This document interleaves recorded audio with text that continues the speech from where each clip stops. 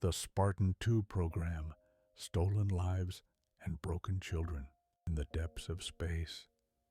Among the scattered human colonies that stretch across the Orion arm of the Milky Way, there exists a truth so dark that the Office of Naval Intelligence has spent decades burying it beneath layers of propaganda, redacted files, and carefully constructed myths.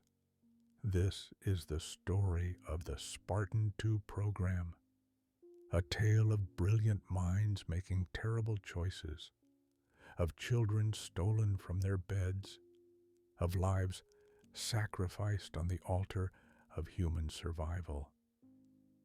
This is a story about what we become when faced with extinction, about the lines we cross when we believe the end justifies the means. The Spartans. To most citizens of the United Nations Space Command, they are legends, carved in titanium and ceramic. They are the angels of death who descend from orbit to turn the tide of impossible battles. They are myths given flesh, warriors without fear, soldiers without weakness. The propaganda posters show them standing tall against alien horrors, their green armor gleaming, their visors reflecting nothing but determination. Children across human space sleep more soundly knowing the Spartans watch over them. Parents tell stories of John 1:17, the Master Chief, who single-handedly won battles that should have consumed entire armies. But behind every legend lies a truth that the architects of these myths pray will never see the light of day. Before they were super soldiers, before they were weapons wrapped in powered armor, before they were heroes, the Spartans were children, 6 years old, taken, stolen from their homes in the dead of night by agents acting on orders from the highest levels of human authority.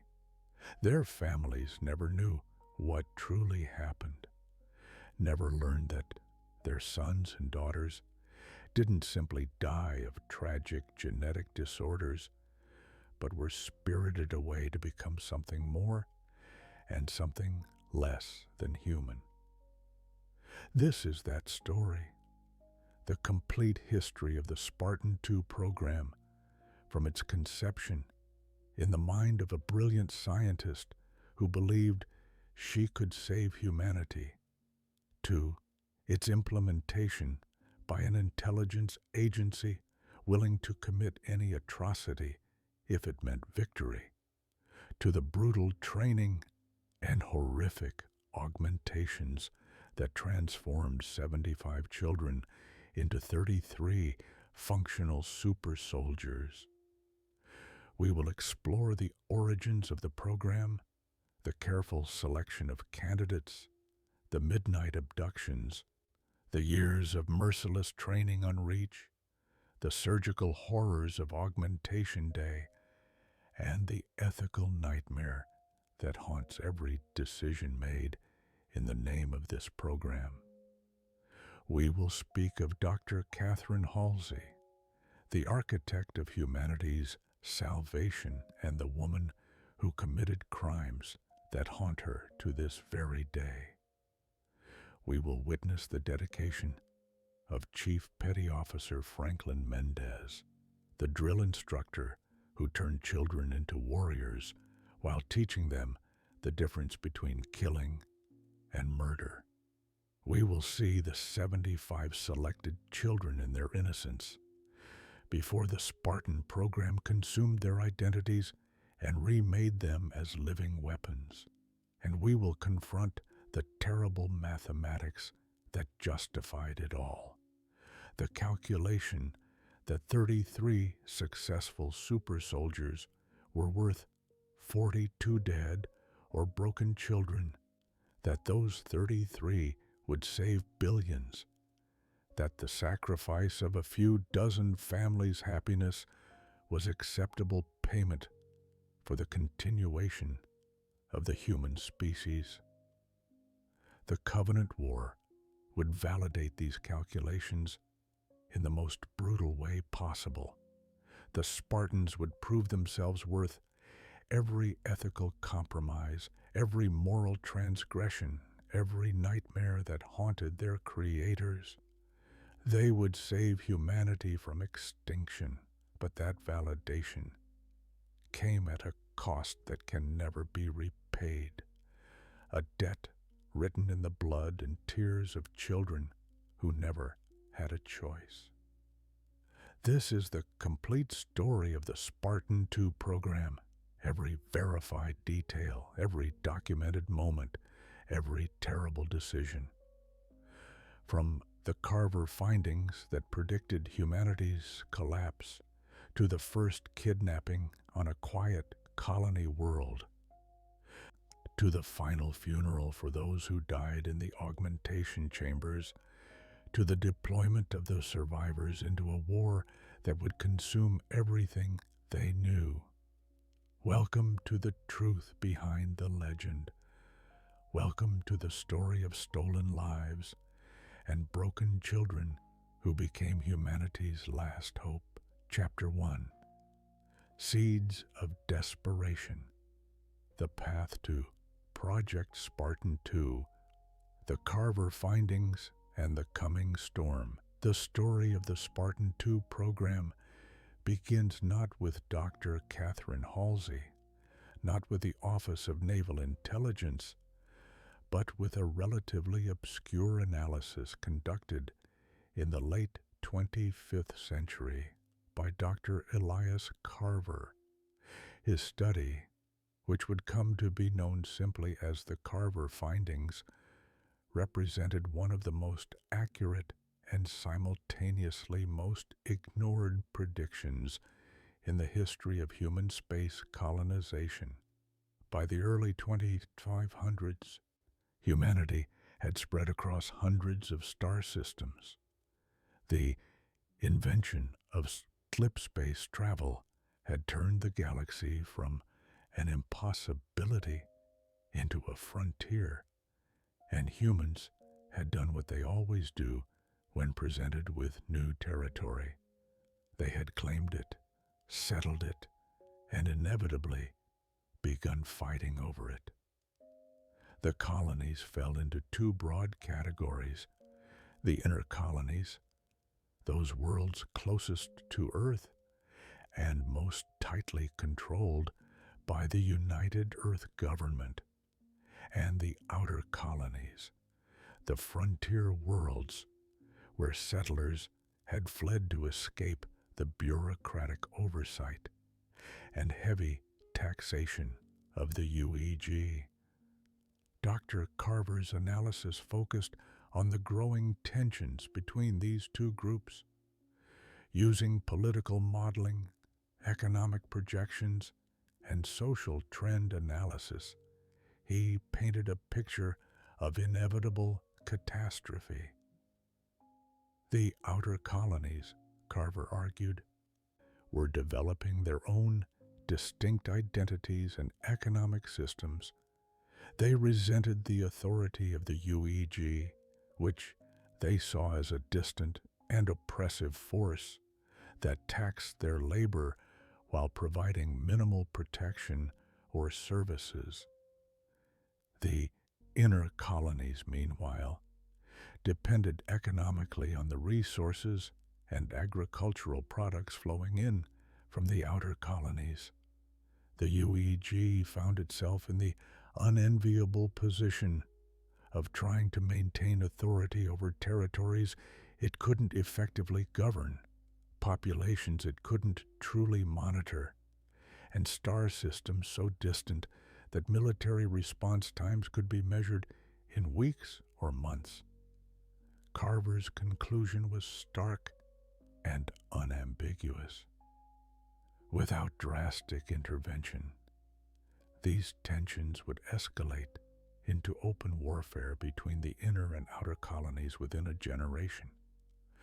The resulting conflict would be devastating, potentially fracturing humanity into dozens of competing factions and ending the dream of a unified human presence in the galaxy.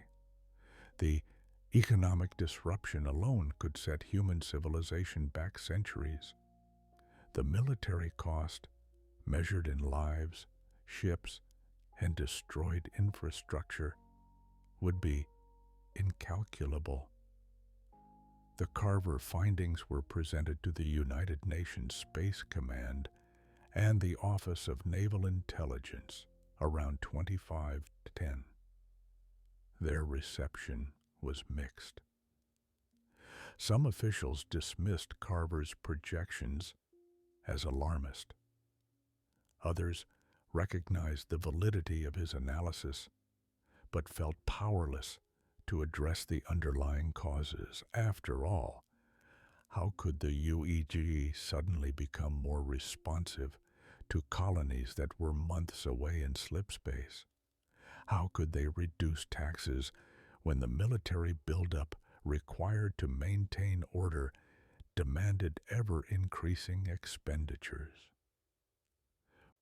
The problems Carver identified were real, but the solutions were not obvious.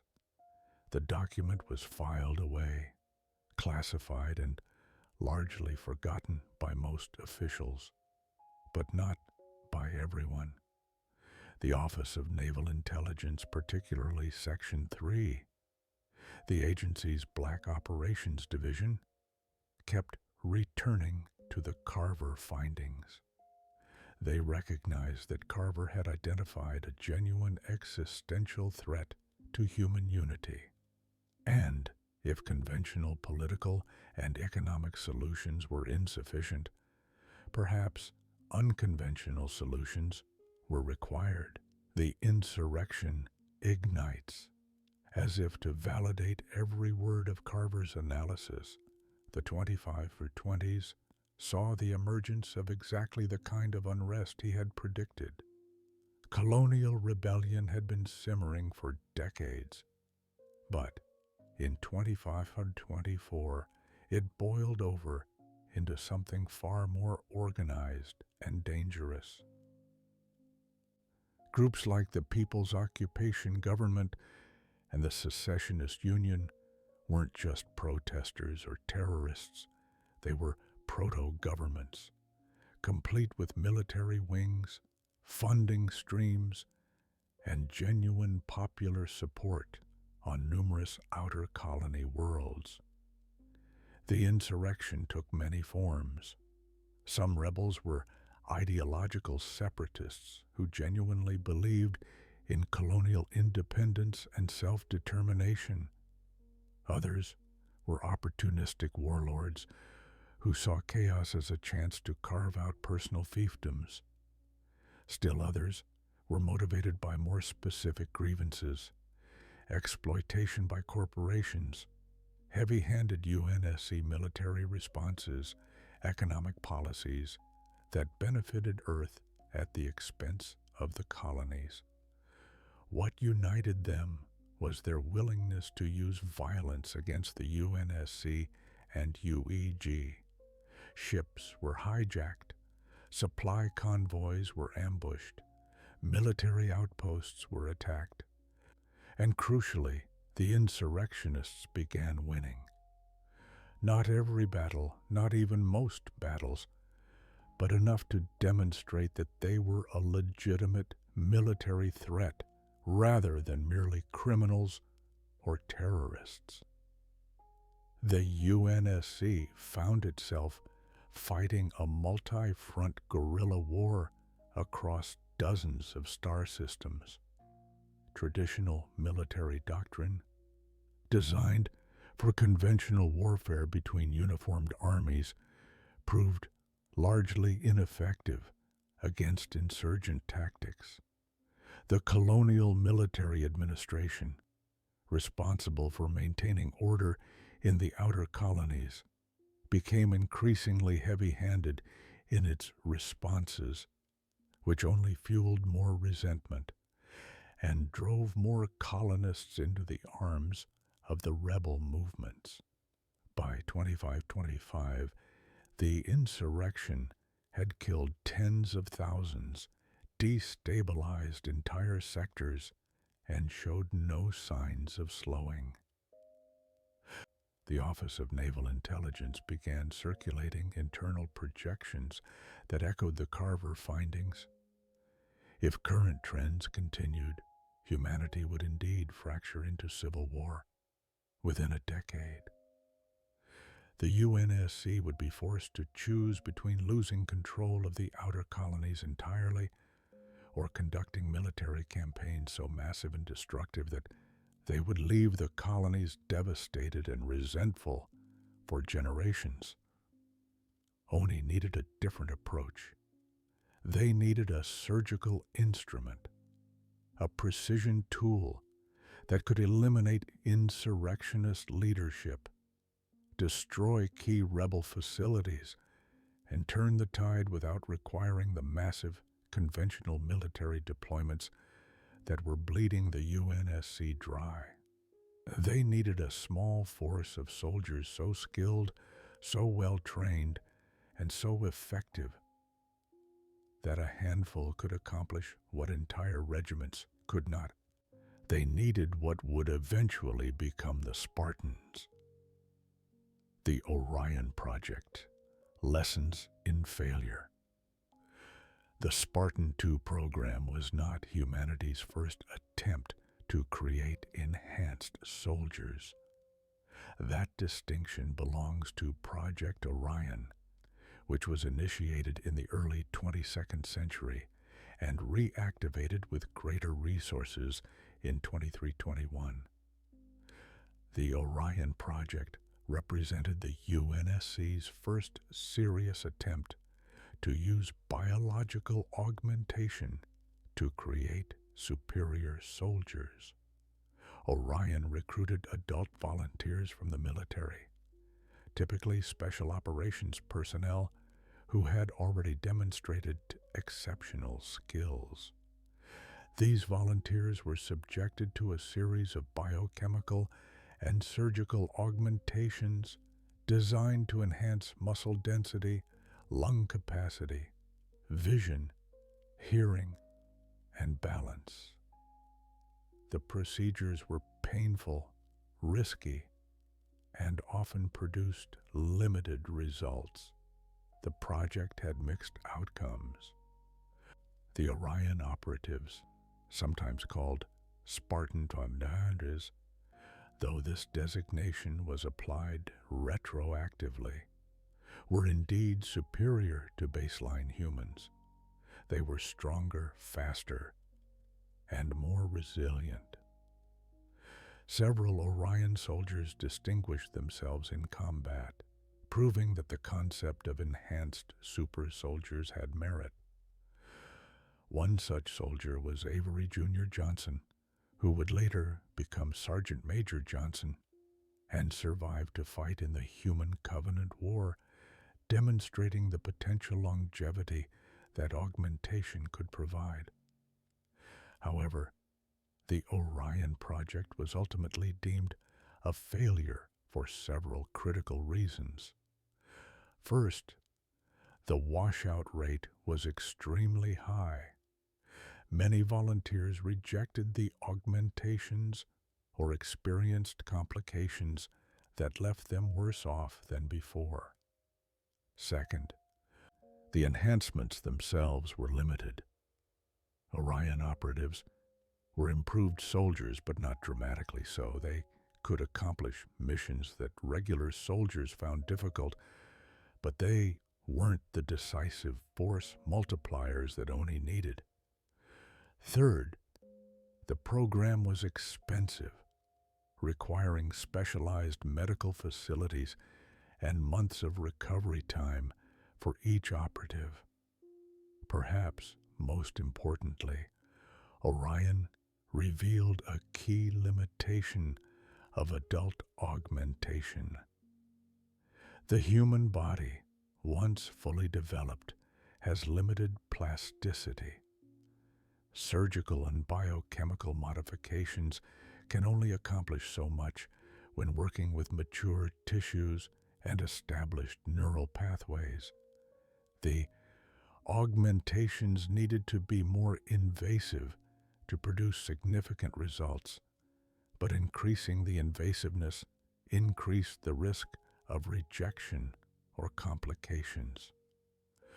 Project Orion was deactivated in 2506. Most of its operatives were reintegrated into regular military service, though some, like Johnson, retained the benefits of their augmentations throughout their lives.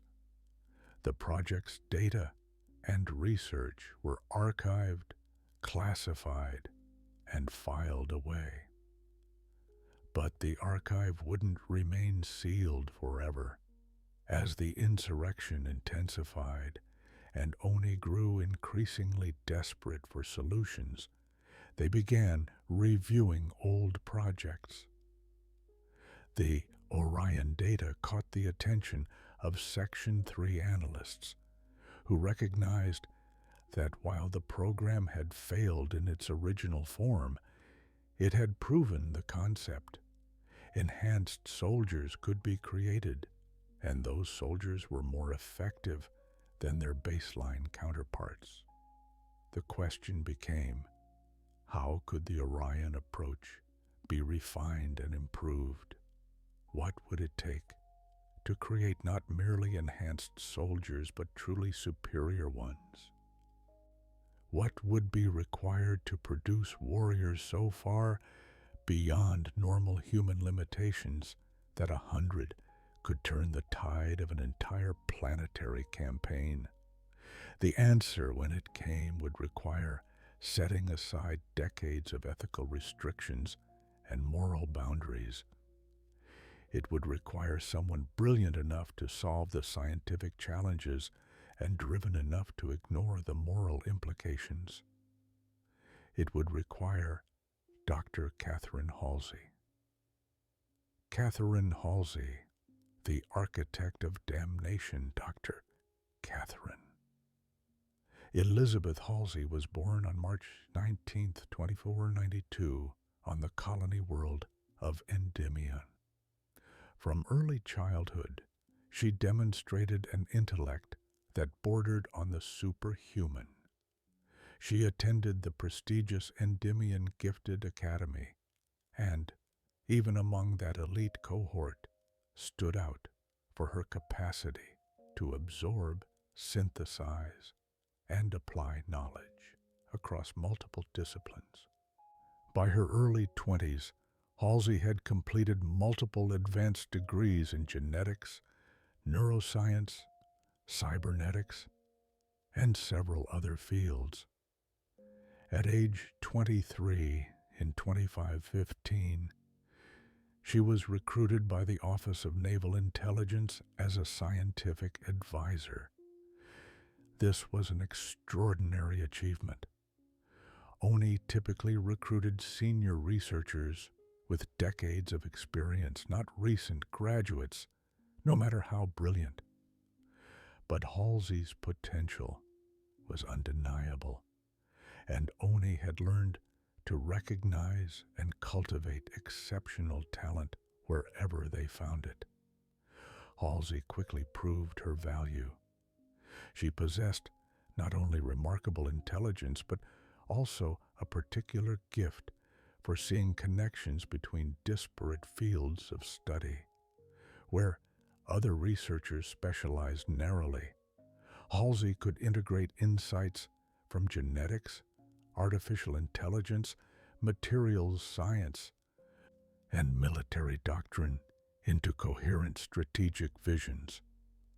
She could envision not just what was scientifically possible, but what was militarily useful. By 2522, at the age of 30, Halsey had become ONI's chief scientist, a position of enormous influence and authority.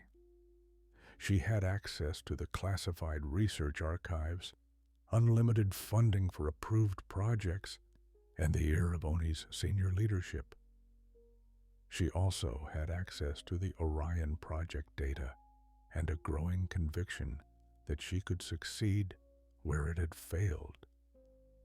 The key insight that would lead to Spartan-II came from Halsey's review of the Orion findings. The program had failed, she believed, not because augmentation was impossible, but because it had been attempted on the wrong subjects. Adults possessed fully developed bodies that resisted modification.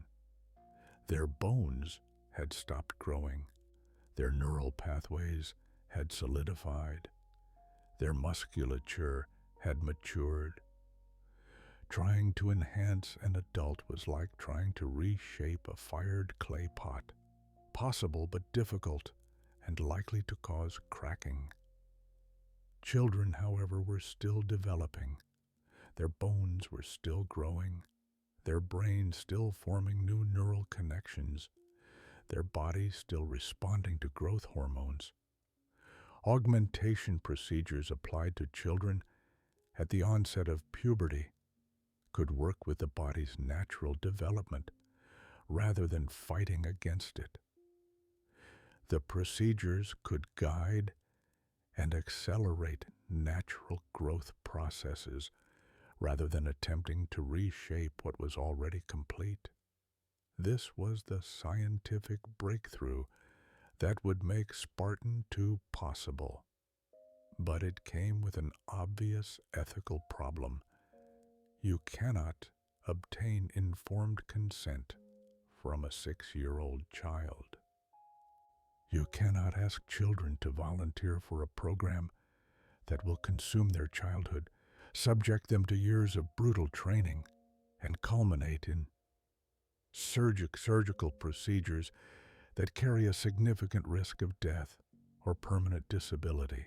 A researcher concerned primarily with ethics would have stopped there. They would have concluded that while the science was sound, the moral implications were unacceptable. They would have sought alternative approaches or argued that the problem requiring a solution, the insurrection, would need to be addressed through conventional means, regardless of the cost. Catherine Halsey was not such a researcher. She possessed a particular combination of traits that made her extraordinarily dangerous: the intelligence to solve problems others found impossible, the confidence to believe her solutions were correct, and the capacity to rationalize terrible things as necessary. She looked at the Carver findings, looked at the projections of coming civil war, calculated the potential death toll in millions or billions, and concluded that the kidnapping and forced conscription of 75 children was an acceptable price to pay to prevent that catastrophe. In 2511, she formally proposed what would become the Spartan-II Program to ONI's senior leadership, Project Spartan-II. The proposal. Halsey's proposal for the Spartan-II program was comprehensive, covering every aspect from candidate selection to augmentation procedures to equipment development. The document was technically brilliant and strategically sound. It was also morally monstrous. The program would begin with the identification of candidates. Using DNA gathered through the colonial administration authorities' outer colony vaccination program, Halsey would screen children for specific genetic markers. The selection criteria were stringent. Candidates needed to possess superior physical attributes: strength, speed, agility, resilience, exceptional cognitive abilities, intelligence, creativity, adaptability, and certain psychological traits, aggression, determination, loyalty. The age range would be narrow. The children needed to be old enough to respond to training, but young enough that their bodies could integrate the augmentations. 6 years old was determined to be optimal. Halsey projected that among the billions of children in human space, perhaps 150 would meet all the criteria. Funding limitations would reduce the final candidate pool to 75. These 75 children would be conscripted. Halsey used that word explicitly in her proposal, making no pretense that these would be volunteers. The conscription method would be brutal in its efficiency. Oni teams would abduct the children from their homes, typically in the middle of the night, to minimize witnesses and complications. The children would be sedated and immediately transported off-world to reach the primary military headquarters in the Epsilon Eridani system to prevent suspicion and searches for the missing children. Each abductee would be replaced with a flash clone, a rapidly grown duplicate that would live with the family for a brief period before inevitably dying of complications related to the flash cloning process. Once on reach, the children would undergo 8 years of intensive training. This wouldn't be ordinary military training, but rather a complete reshaping of their identities. They would be given new designations, their first names combined with a numerical tag, with family names discarded entirely. They would be taught mathematics, science, history, and military tactics at an advanced level. They would be subjected to physical training designed to push them to their absolute limits and then beyond. The training would be dangerous, even lethal, but survivors would emerge as the most skilled conventional warriors the UNSC had ever produced. At age 14, coinciding with the onset of puberty, the candidates would undergo a series of biochemical and biomechanical augmentation procedures, collectively codenamed Project Aster. These procedures would include carbide ceramic ossification. The candidate's skeletal structure would be enhanced with ceramic and metal compounds, making the bones virtually unbreakable. Muscular enhancement injections. Protein complexes would be injected to boost muscle density and reduce lactic acid recovery. Time catalytic thyroid implant. A pellet containing human growth hormone catalyst would be injected to boost skeletal and muscle tissue growth. Occipital capillary reversal. The capillaries of the occipital lobe would be reversed to increase blood flow to the eyes, dramatically enhancing vision. Superconducting fibrification of neural dendrites. Alteration of bioelectrical nerve transduction would increase reaction time by a factor of 300%. Halsey's projections acknowledged that the augmentation procedure carried significant risk. She estimated a potential failure rate as high as 50%, meaning that as many as half the candidates might die or be permanently crippled by the procedures. This was acceptable, she argued, because even 37 successful super soldiers would be worth the investment. And if all 75 survived, humanity would possess an unstoppable force. The survivors would then be equipped with Mjolnir-powered assault armor, a parallel project Halsey was developing. This powered exoskeleton would magnify the wearer's already superhuman strength and speed while providing protection equivalent to a light armored vehicle.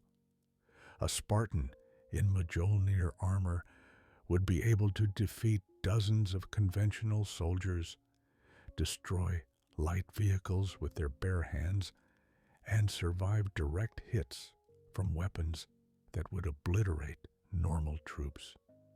These Spartans would then be deployed against insurrectionist targets. They would eliminate rebel leadership, destroy critical infrastructure, and turn the tide of battles through surgical strikes that conventional forces couldn't accomplish. According to Halsey's projections, the Spartans would be so effective that their mere existence would serve as a deterrent. Insurrectionists would lose hope when they realized that no hideout was safe, no leader protected, no fortress impregnable. The proposal concluded with Halsey's assessment of the strategic value. The SPARTAN-II Program would save humanity from civil war and eventual fragmentation. The cost in money would be equivalent to building a battle group, expensive but manageable. The cost in ethics would be the enforced conscription and transformation of 75 children. The cost in lives would be potentially 40 or more of those children, plus the emotional devastation of their families. Catherine Halsey believed these costs were acceptable. The Office of Naval Intelligence agreed. Chapter 2: Selection and Abduction, Marking the Chosen. The Gene Pool, Identifying the Perfect Soldier. The selection process for Spartan-II candidates began long before anyone knew they were being evaluated. It started with the Colonial Administration Authority's vaccination program, a public health initiative that had operated throughout the outer colonies for decades. Every child born in UNSC space received a series of vaccinations designed to protect against various diseases, both terrestrial and exotic. What most parents didn't know was that these vaccination programs also collected genetic samples that were stored in CAA databases. Dr. Halsey and her team gained access to these databases through ONI's considerable influence. The genetic data of millions of children became the raw material for the most extensive candidate search in military history. Halsey had established strict genetic markers that potential candidates needed to possess. These were not simple indicators like eye color or height. Rather, they were complex combinations of genetic expressions that predicted specific physical and mental characteristics. For physical attributes, Halsey screened for markers indicating above-average muscle density, bone strength, cardiovascular capacity, and neural plasticity. She looked for children who showed genetic predisposition toward both explosive strength and endurance, toward both fine motor control and gross physical power. She needed children whose bodies would respond optimally to augmentation, who possessed the biological foundation upon which superhuman capabilities could be built. For cognitive attributes, the screening was even more complex. Halsey searched for indicators of high general intelligence, but also specific traits like spatial reasoning and pattern recognition and creative problem solving. She looked for markers associated with emotional resilience, stress adaptation, and the capacity to function under pressure. She sought children who were mentally flexible, capable of learning quickly and adapting to changing circumstances. Perhaps most controversially, Halsey screened for aggression, not uncontrolled violence or sociopathic tendencies, but rather a particular kind of controlled aggression, the capacity to commit violence when necessary without losing oneself to it.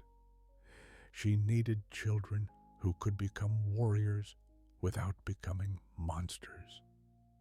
The screening process reduced millions of candidates to approximately 150. These children, scattered across dozens of colony worlds, represented the peak of human genetic potential as Halsey understood it. They were the brightest, strongest, most adaptable children in human space. They were also, without exception, 6 years old enough for rudimentary tactical training, young enough that their bodies and minds would remain plastic enough for the augmentation procedures to come. Halsey's team compiled extensive dossiers on each candidate. These files included genetic profiles, but also family background, social environment, and psychological assessments based on remote observation. ONI agents discreetly watched the candidates, making sure that genetic potential translated into real-world capability. They watched children play, interact with peers, respond to challenges and stress.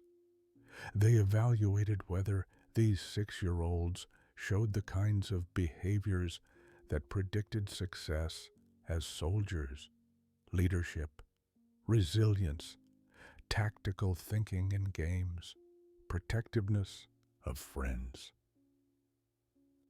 One such candidate was a boy named John, who lived on the colony world of Eridanus II. ONI's file on him noted exceptional physical attributes, but also a particular incident that caught Halsey's attention. John had been observed playing a game called King of the Hill with other children. He had won not through pure aggression, but through a combination of strength, speed, and tactical thinking.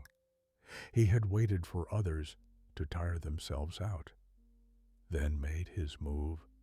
More tellingly, he had helped a smaller child who had been knocked down, showing both combat capability and protective instinct. Halsey designated this child John 117. The number wasn't arbitrary. It indicated both his candidate number and would become his permanent identification, replacing his family name forever. Another candidate, a girl named Kelly, demonstrated the fastest reaction times Halsey had ever recorded. She could catch objects thrown at her with almost preternatural speed, could react to threats before they fully materialized. Her genetic markers indicated exceptional neural transmission speed. Her brain processed sensory information faster than average, even before any augmentation. She became Kelly 087. Sam, another candidate, showed remarkable physical strength for his age, coupled with fierce loyalty to his friends. In one observed incident, he had defended a smaller child from bullies despite being outnumbered.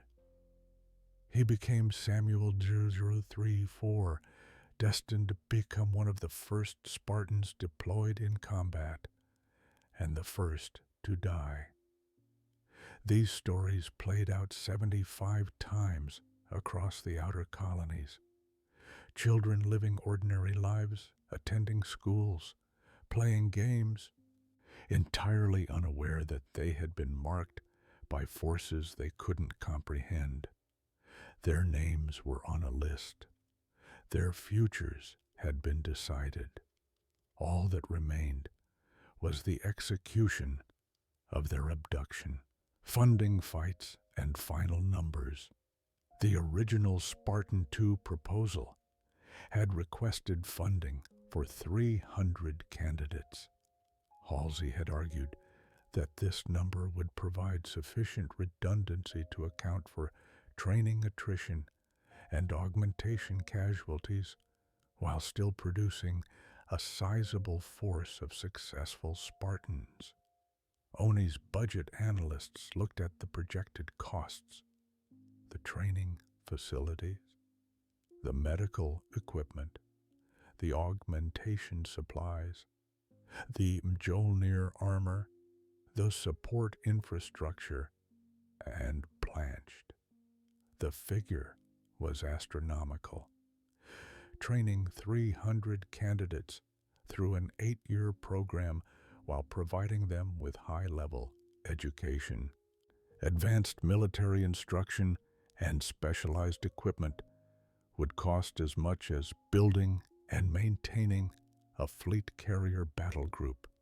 The augmentation procedures, given their complexity and the need for specialized facilities and personnel, would cost nearly as much again. Mjolnir armor development was its own massive expense. Negotiations began between Halsey, ONI Section 3 leadership, and UNSC budget authorities. The back and forth continued for months as Halsey fought for every candidate she could get, while budget officers tried to reduce the program's cost to something manageable. Eventually, a compromise was reached. Funding would be provided for 150 candidates.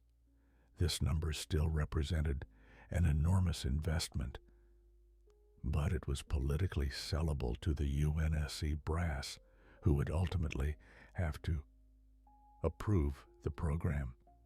Halsey accepted the reduction, though her private notes indicate she considered it barely acceptable. She had calculated that, with proper training and optimal conditions, perhaps 100 of the 150 would survive to augmentation, and 70 or more might survive the procedures with full capabilities. That would still provide a force of super soldiers large enough to make a strategic difference against the insurrection.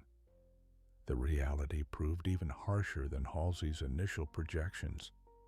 As the program moved from planning to execution, further budget pressures emerged.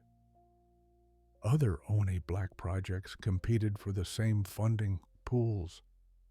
The insurrection intensified, forcing the diversion of resources to immediate tactical needs rather than long-term strategic programs. The bean counters at FleetCom kept looking at the Spartan-II budget and trying to find ways to reduce it. By 2517, when candidate selection was finalized and the abduction operations were ready to commence, the final authorized number had been reduced again, 75 candidates, half of Halsey's original request, half of what she considered minimally acceptable for mission success. The reduction infuriated Halsey, but there was nothing she could do about it. The program would proceed with 75 candidates, or it wouldn't proceed at all. She reviewed her candidate list, prioritized the children who showed the strongest combination of attributes, and finalized the selection. 75 children across dozens of worlds, 75 6-year-olds who would be stolen from their beds, 75 families who would lose their children. Of those 75, Halsey projected that perhaps 45 to 50 would survive training to reach augmentation day. And of those, her best-case scenario suggested 30 to 35 might survive with full capabilities. Worst-case scenarios put the final number at 20 or fewer. These were the calculations that weighed on Halsey as the abduction date approached. Not the moral horror of what she was about to do to these children and their families, but rather the question of whether the reduced numbers would be sufficient to accomplish the mission. In her mind, the ethical question had already been answered. The program was necessary to prevent civil war. Therefore, it was justified. Therefore, it would proceed. Years later, long after the Covenant War had begun, and the true value of the Spartans had been proven beyond any doubt, Halsey would look back on these calculations with a mixture of vindication and horror. The Spartans had indeed saved humanity, had prevented both civil war and alien extinction, but the price had been so much higher than her projections suggested, paid in ways she had never imagined. But in 2517, as the selection process finalized and the abduction operations began, Catherine Halsey had no doubt that she was doing the right thing. She was saving humanity. The children would understand eventually. Their sacrifice would mean something. She was wrong about the last part. The children would never understand. How could they? They never got the chance to be anything but what Halsey made them into. The abduction teams, Oni's child thieves, the actual mechanics of abducting 75 children from across dozens of colony worlds without causing a public relation catastrophe required careful planning and ruthless execution. The Office of Naval Intelligence assembled specialized teams for each target, composed of operatives who had been specifically selected and trained for these missions. These weren't ordinary Oni field agents. They were individuals chosen for their ability to execute morally questionable orders without hesitation and, crucially, without talking about them afterward. Each abduction team typically consisted of 4 to 6 operatives, depending on the specific circumstances of the target. They were provided with extensive intelligence on their assigned child, home layout, family routines, security systems, if any existed, nearby neighbors, local law enforcement capabilities, and contingency plans for various complications. The teams studied their targets for days or weeks, learning schedules, identifying optimal windows, planning extraction routes. The teams were equipped with specialized gear designed for stealth and speed. They carried tranquilizer weapons calibrated for child physiology, dosages calculated to the milligram based on each candidate's weight and estimated stress levels. They had portable medical equipment to monitor the sedated children during extraction. They carried jamming equipment to disable any security systems or communications devices. They brought flash clone replacement units, small containers holding the clone in suspended animation until it could be positioned in the child's bed. The flash clones represented perhaps the most ethically disturbing aspect of an already disturbing operation. These weren't simply decoys or distractions. They were living human beings, grown through accelerated cloning processes that left them genetically compromised and doomed to die within weeks or months. Each clone was produced from genetic material collected during the vaccination program, grown to match the age and appearance of the child it would replace, and implanted with basic motor skills and fragments of memory derived from psychological profiles. When the clone was placed in the child's bed, it would wake in the morning with confused memories, a splitting headache, and a vague sense that something was wrong. But it would behave enough like the real child that immediate family wouldn't notice anything severely amiss. The clone's inevitable deterioration, headaches, nosebleeds, confusion, seizures, and finally death from metabolic cascade failure would be attributed to previously undiagnosed genetic disorders. The family would mourn their child, never knowing that the child they buried wasn't the one they had raised. Halsey had insisted on the use of flash clones despite internal objections from some ONI personnel who felt they unnecessarily complicated the operation. Her reasoning was psychological rather than operational. The clones prevented immediate searches for the missing children, yes, but more importantly, they provided the families with closure, a body to bury, a medical explanation, however tragic. The alternative, 75 children simply vanishing, would generate conspiracy theories, investigations, and eventually might expose the program. The decision was pragmatic and monstrous in equal measure. The family's emotional trauma was considered, but only insofar as it served operational security.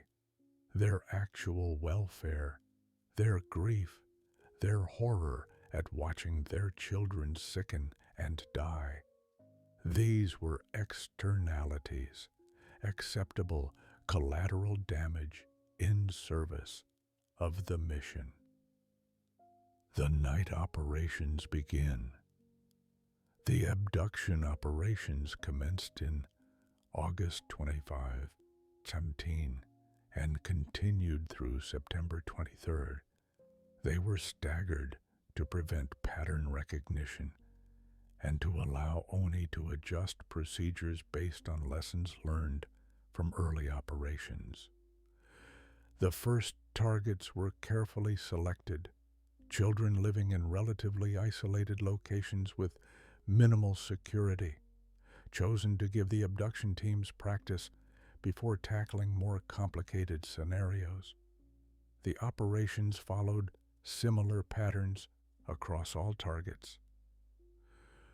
The teams would arrive at the target location in the dead of night, typically between 0200 and 0400 local time, the period when human vigilance is naturally at its lowest. They would disable any security systems, often by physically cutting power or jamming electronic locks. Entry would be made through whatever route provided the most direct access to the child's bedroom, often windows on ground floors, sometimes through unlocked doors, occasionally through more creative means. The team members moved with practiced efficiency. One operative would secure the parents' bedroom, prepared to neutralize them non-lethally if they woke. Others would enter the child's room, locate the target, and administer the sedative before the child could fully wake and cry out. The dosage worked within seconds, turning potential screams into confused murmurs and then silence. Once the child was sedated, they would be carefully removed from their bed and prepared for transport. The flash clone would be removed from its container, quickly examined to ensure it was viable, and placed in the bed the child had just vacated. The positioning had to be precise. The clone needed to be in a natural sleeping position, with blankets arranged to suggest uninterrupted sleep. Any evidence of the intrusion would be carefully erased. Windows secured, systems restored, disturbed items returned to their places. The entire operation from entry to departure typically lasted less than 10 minutes. The child would be in a transport vehicle before anyone in the house knew anything was amiss. Within an hour, they would be at a local spaceport or remote landing site, where dropships waited to carry them off-world. Within a day, they would be in cryosleep aboard ships bound for reach. Not every abduction went smoothly. In several instances, parents woke during the operation and had to be subdued. In one case, an older sibling who shared a room with the target candidate saw the operatives and had to be sedated as well, a complication that nearly forced the team to abort, but they completed the mission and the siblings' memories of that night became confused and dreamlike, eventually dismissed as a nightmare. In another instance, a family dog alerted the household, forcing the team to employ more aggressive timeline and less careful cleanup. One candidate's abduction was particularly difficult and would later be discussed in classified debriefings as an example of the psychological toll these operations took on even hardened ONI operatives. The child, a girl designated as Daisy 023, lived with a large, loving family on a prosperous agricultural colony. The home was full of obvious signs of affection: children's artwork on walls, family photos, handmade toys. The girl's room was decorated with care, and she slept surrounded by stuffed animals and picture books. The operative who actually lifted Daisy from her bed, a veteran of dozens of Black Ops missions who had kidnapped enemy officers, extracted assets from hostile territory, and conducted infiltrations that resulted in hundreds of deaths, later reported that this single mission haunted him more than anything else in his career. He described looking down at the sleeping 6-year-old girl, seeing her innocence and peace, knowing that he was about to end her childhood forever, and feeling something break inside himself. He completed the mission. He administered the sedative, carried her to the transport, and placed the clone in her bed. But something in him changed that night, and he requested transfer out of the abduction program immediately afterward. Not every operative had such qualms. Many were able to compartmentalize, to see the children as mission objectives rather than human beings, to focus on the larger purpose rather than the immediate crime. They told themselves they were saving humanity. They told themselves the children would become heroes. They told themselves that the ends justified the means. The children, of course, had no say in any of this. They went to sleep in their own beds, in their own homes, surrounded by their families. And they woke up in a military complex on a distant world, surrounded by 74 other confused and terrified children with no way home and no hope of return. One child's story, the abduction of John 1:17. While the overall statistics of the abduction operations are documented in classified ONI files, it can be useful to examine a specific case in detail to understand the human reality behind the clinical language of mission reports. The abduction of the child who would become John 1:17, Master Chief Petty Officer and humanity's greatest hero, is relatively well documented and provides insight into how these operations unfolded.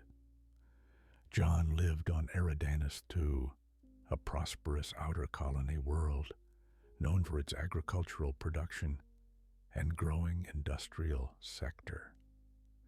His family lived in Elysium City, in a residential area that was neither wealthy nor poor, solidly middle class, with houses separated by lawns and gardens, with neighborhood children playing in the streets after school.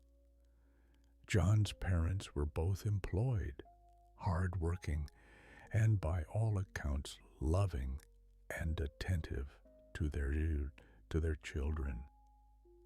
John had at least one sibling, and the family appeared stable and happy. John himself was a bright, active 6-year-old who demonstrated all the traits that had flagged him as a candidate. He was strong for his age, athletic, quick thinking.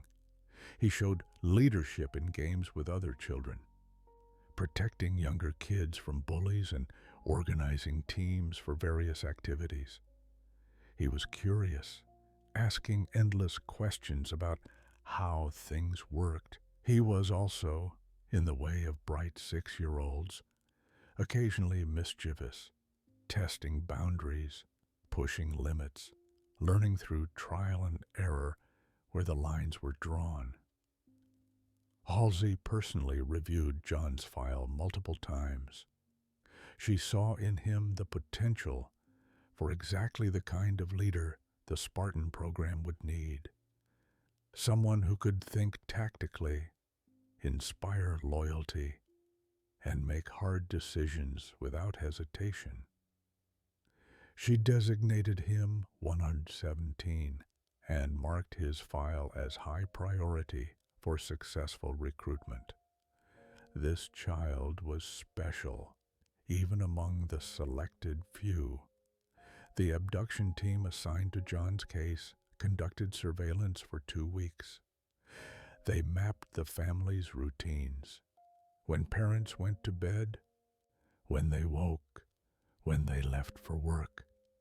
They noted that John's room was on the ground floor, with a window facing the back garden, optimal for entry. They observed that the neighborhood was quiet at night, with minimal security concerns. They identified the local hospital where the Flash clone's eventual death would be handled and confirmed that the staff had no special training that would raise suspicions about the clone's condition. On the night of September 23rd, 2017, the team moved. They entered through John's bedroom window at 0237 local time. John was sleeping deeply, exhausted from a day of playing outside. The lead operative, in this case, Dr. Catherine Halsey herself, who had insisted on personally conducting certain high-priority abductions, stood over the bed for a moment, studying the child who would become her greatest creation and perhaps her greatest moral failure. Later, in her personal journal, Halsey would describe this moment with disturbing detachment, noting John's athletic build even at age 6, his calm, sleeping face, the way his fingers were curled as if still gripping something from a dream. She would describe feeling not guilt, but rather anticipation.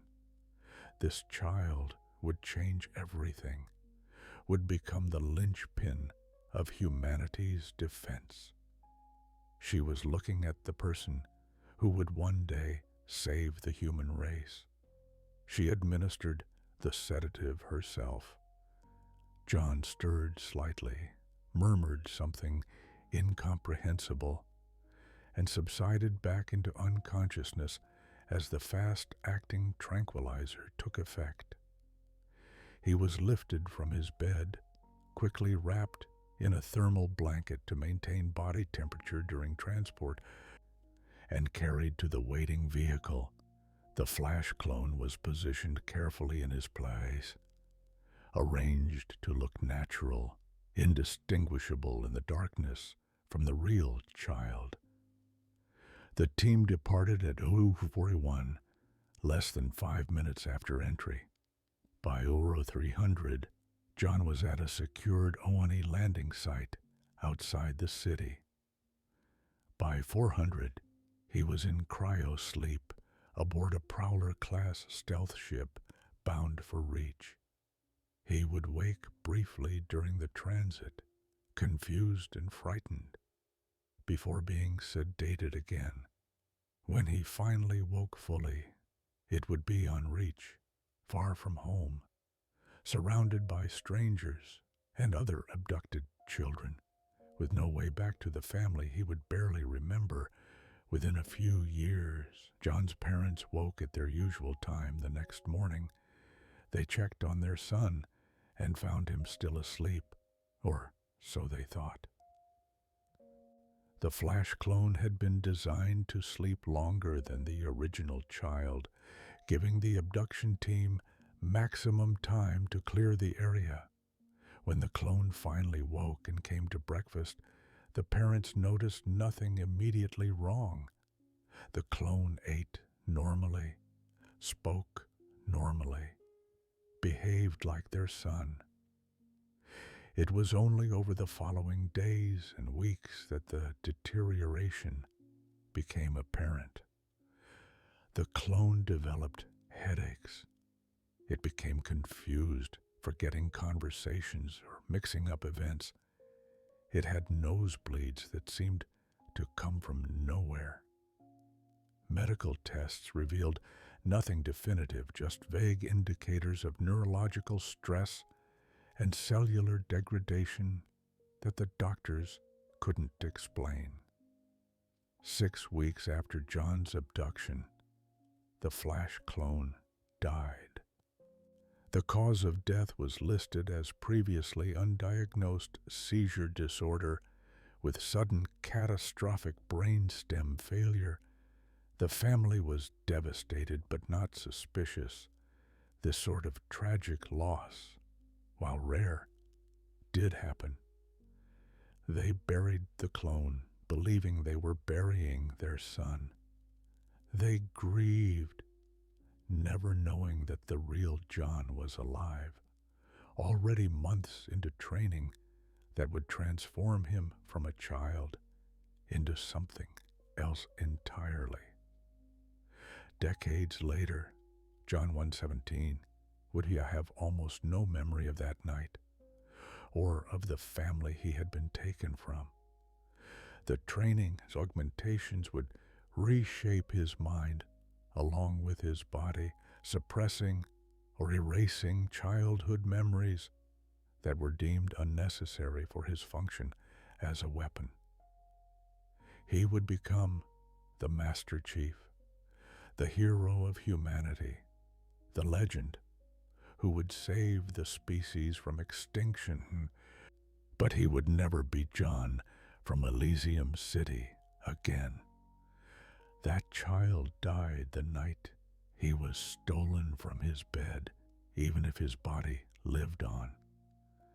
This pattern played out 75 times across the outer colonies.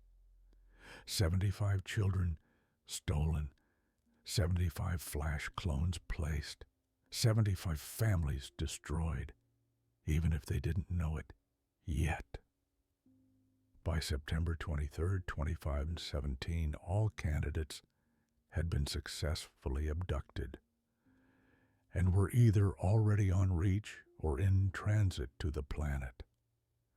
The initial phase of the SPARTAN-II program was complete. The crimes had been committed. The die was cast. Now came the even harder part, transforming these terrified, traumatized children into the perfect soldiers that Catherine Halsey had promised Oni they would become. Chapter 3, Reach, the breaking and remaking arrival. At the Fleetcom military complex, the children woke from cryo-sleep in stages, their small bodies struggling against the disorientation that even experienced spacers found difficult to manage. For adults, coming out of cryo was uncomfortable. A period of confusion, nausea, and temperature dysregulation that typically lasted an hour or more. For 6-year-old children who had never experienced space travel, who had been drugged and abducted from their homes, who had no context for understanding what was happening to them, the experience was terrifying. They were brought out of cryo in small groups aboard the transport ships, given time to partially recover, then transferred to dropships for the final descent to Reach's surface. The planet below them was beautiful in an austere way, a world of highlands and valleys, of purple-tinged mountains and deep forests, all bathed in the light of Epsilon Eridani. But the children barely noticed. They were too confused, too frightened, too overwhelmed by the strangeness of everything they were experiencing. The dropships descended toward the Fleetcom military complex, a vast installation nestled in the highland mountains of Reach. The complex sprawled across hundreds of square kilometers, a city unto itself with barracks, training facilities, shipyards, and command centers. It was the nerve center of the UNSC's military operations in the Epsilon Eridani system, home to thousands of personnel and the staging ground for operations across dozens of star systems.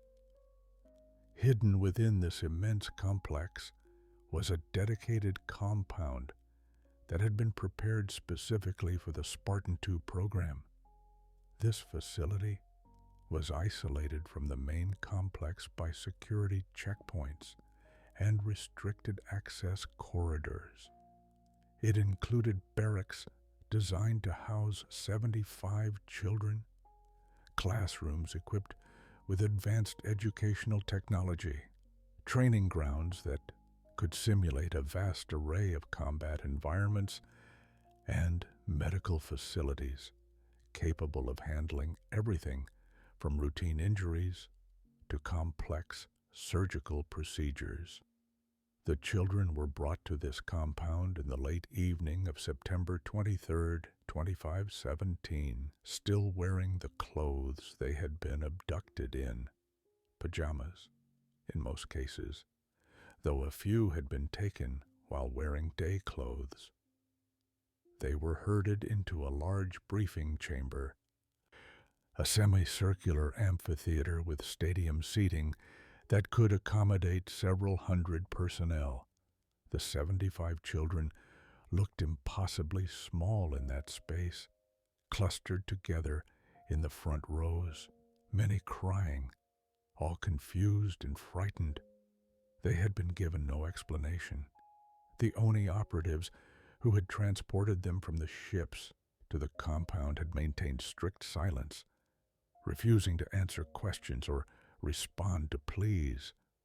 The children had been moved like cargo, efficiently and without sentiment. Now they sat in this chamber, and for the first time since their abduction, someone was going to speak to them. That someone was Dr. Catherine Halsey. The first speech. "You have been called upon to serve." Halsey entered the briefing chamber accompanied by a naval officer, Vice Admiral Isionis Jerome, who was officially overseeing the program, though everyone present knew that Halsey was its true architect and commander. She walked to the podium at the center of the amphitheater's stage area and looked out at the 75 children staring back at her. What she saw was exactly what she had expected. 6-year-olds in various states of distress. Some were crying openly. Others sat in shocked silence. A few, and Halsey noted these with particular interest, were already trying to process what was happening, looking around the chamber with analytical eyes, attempting to gather information and make sense of their situation. These were the natural leaders, the tacticians, the ones who responded to crisis by trying to understand and adapt rather than being paralyzed by fear. Halsey had prepared her speech carefully. She needed to accomplish several things simultaneously: establish authority, provide the children with a framework for understanding what was happening to them, begin the process of psychological conditioning that would transform them from civilians into soldiers, and do all of this in language that 6-year-olds could comprehend. "You have been called upon to serve," she began, her voice amplified by the chamber's sound system. "You will be trained, and you will become the best we can make of you. You will be the protectors of Earth and all her colonies." The words were chosen with precision, called upon to serve rather than kidnapped. "Will become rather than must become," phrasing that suggested inevitability without explicitly threatening. "Protectors rather than soldiers," a noble purpose, something even frightened children could understand as good. She continued, explaining in simplified terms what the SPARTAN-II Program was, a training program designed to create the finest soldiers in human history. She told them they had been selected because they were special, because genetic testing had shown they possessed the qualities necessary to become Spartans. She explained that they could not return to their families. Halsey was at least honest about this, but that they would be given a new purpose, a new family in each other, and the opportunity to protect humanity from its enemies. What Halsey carefully did not mention was that the children had been kidnapped. She did not mention the Flash clones dying in their beds at home. She did not mention that they had never been given a choice. She did not mention the augmentation procedures that waited in their future, or the fact that many of them would die or be crippled before the program was complete. The speech was, in essence, the beginning of the lie that would define the rest of these children's lives. The narrative that they were volunteers, chosen ones, heroes in training rather than victims of a crime committed by their own government. Some of the children seemed to take comfort from Halsey's words. The promise of purpose, of becoming protectors, resonated with the natural heroism that exists in children who haven't yet learned that the world is more complicated than simple stories of good and evil. Others remained terrified, unable to process what was being told to them, and a few, John 1:17 among them, listened carefully, analyzing, understanding that they were being told something important, even if they couldn't yet grasp its full implications. After the speech, the children were escorted to the barracks where they would sleep. The barracks had been designed with some consideration for the age of the occupants. The beds were child-sized. There were common areas with recreational equipment. The lighting was warm rather than the harsh fluorescence typical of military facilities. But it was still a barracks, still institutional, still utterly alien to children who had gone to sleep in their own bedrooms 3 days ago, that first night on Reach. Very few of the children slept. They lay in their bunks, listening to each other cry, processing what had happened to them, trying to understand what would happen next. Some took comfort from proximity to the other children, forming quick bonds born of shared trauma. Others retreated into themselves, going silent and still. The adults monitoring the barracks, ONI personnel trained in psychology and child behavior, took notes on how each child responded. These initial responses would help determine training approaches, identify children who might require additional attention, and flag any candidates who showed signs of being unable to adapt to the program. In her private quarters, elsewhere in the compound, Catherine Halsey reviewed the footage from the briefing and the barracks. She dictated notes into her personal journal, assessing which children showed promise, which ones concerned her, which ones she thought might wash out of the program. She was satisfied that the first phase had gone smoothly. The children had been successfully abducted, transported to Reach, and introduced to their new reality. Tomorrow, the real work would begin. She showed no sign of remorse or doubt in her notes from that evening.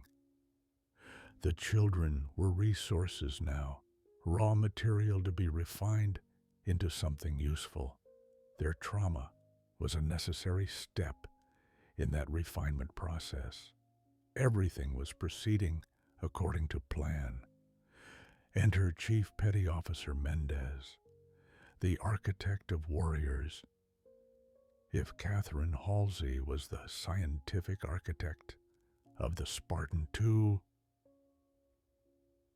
Program, then Chief Petty Officer Franklin Mendez was its martial architect.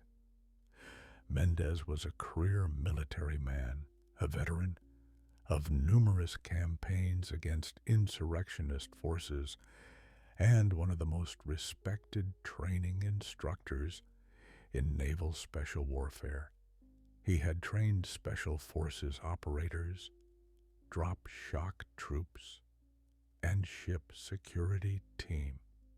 He was known for his ability to push soldiers to their absolute limits while instilling discipline, honor, and tactical thinking.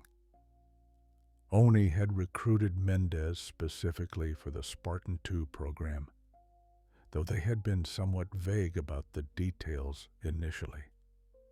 When Mendez learned that he would be training 6-year-old children, he had serious misgivings. He was a soldier, not a kindergarten teacher. He knew how to turn adults into warriors, but children, that was something else entirely. Halsey had convinced him by appealing to his sense of duty and his understanding of military necessity. The insurrection was killing thousands. Civil war loomed.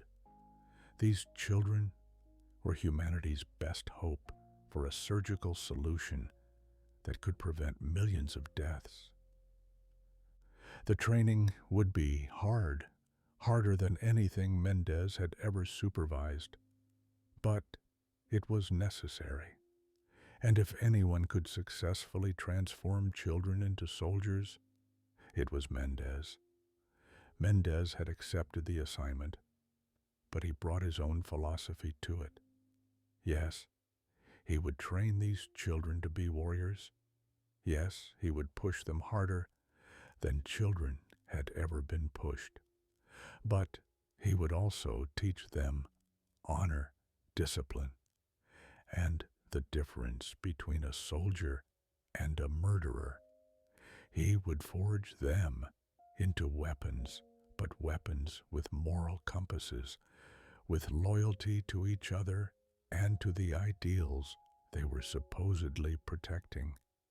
This philosophy would become crucial to the program's ultimate success. Without Mendez's influence, the Spartans might have become mere sociopaths, efficient killers without conscience. With it, they became something more.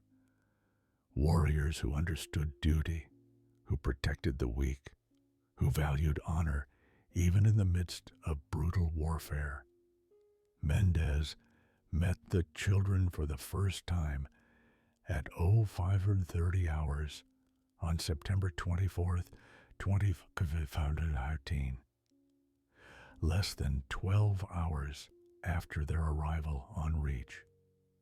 The children had been woken early, earlier than any of them were accustomed to, and ordered to assemble outside the barracks.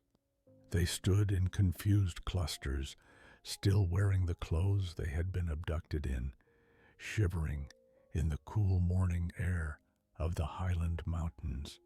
Mendez walked down the line of children, flanked by his training cadre, drill instructors who had worked with him on previous assignments and who had been carefully selected for this program. The instructors carried electric batons, though Mendez had given strict orders about their use. They were for motivation only, not punishment. A touch to encourage faster movement was acceptable. Actual harm was not. The children stared at Mendez with a mixture of fear and curiosity. He cut an imposing figure, tall, broad-shouldered, with a weathered face and eyes that had seen more combat than these children could imagine. He didn't smile at them. He didn't offer comfort. But neither did he show cruelty. His expression was neutral, evaluative, that of a craftsman examining raw materials. "My name is Chief Petty Officer Franklin Mendez," he said, his voice carrying clearly in the morning air. "From this day forward, I am your instructor, You will obey my orders instantly and without question. You will give your maximum effort in everything you do. You will learn to be soldiers, the finest soldiers in human history." He paused, letting his words sink in. Some children nodded, others looked terrified. A few, Mendez noted, were already standing straighter, responding instinctively to military authority, even though they'd never experienced it before. "Your training begins now," Mendez continued. "Run to those showers." He pointed to a building 50 meters away. "Last one there gets no breakfast." For a moment, none of the children moved, confused by the order. Then one, a boy Mendez would later identify as John 1:17, took off running. The others followed, some sprinting, others jogging, a few walking in bewilderment. The stampede was chaotic, disorganized, exactly what Mendez expected from untrained 6-year-olds. The instructors followed, using their batons to encourage stragglers. The touches were light, more startling than painful, but they were effective. Every child quickly learned that moving slowly had consequences. This was the first lesson. Obey orders and obey them fast. After the showers, where the children were introduced to military standards of speed and efficiency, they were herded back outside for physical training. Mendez led them through a series of exercises: jumping jacks, sit-ups, deep squats, knee bends, leg lifts. 100 repetitions of each, performed to Mendez's cadence. The children struggled. They had never done organized calisthenics before. Their young muscles weren't prepared for this kind of sustained effort. But Mendez showed no mercy. When they slowed, the instructors encouraged them to continue. When they complained, they were ignored. When they stopped entirely, the instructors were there with their batons, providing motivation. It took nearly an hour to complete what should have been a 30-minute exercise session. By the end, every child was exhausted, sweating, some crying from the effort. But they had completed it.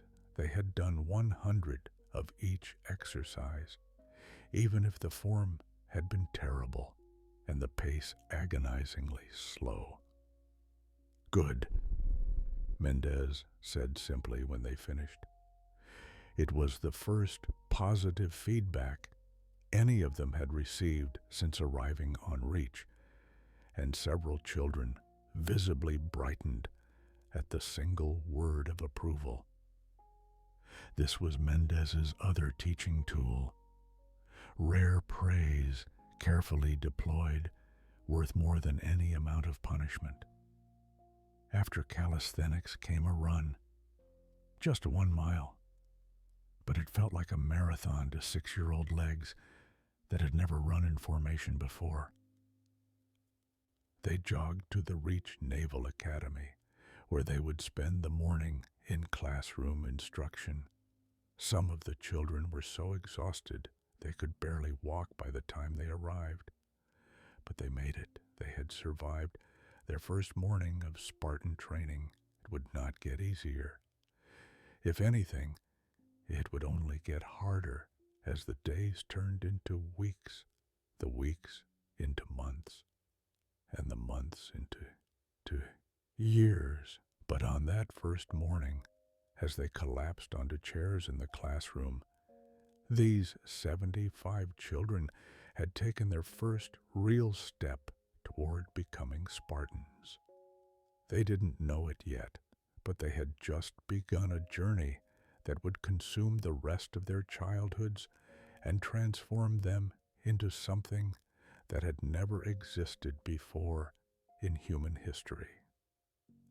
The process would break them down to nothing, then rebuild them into living weapons.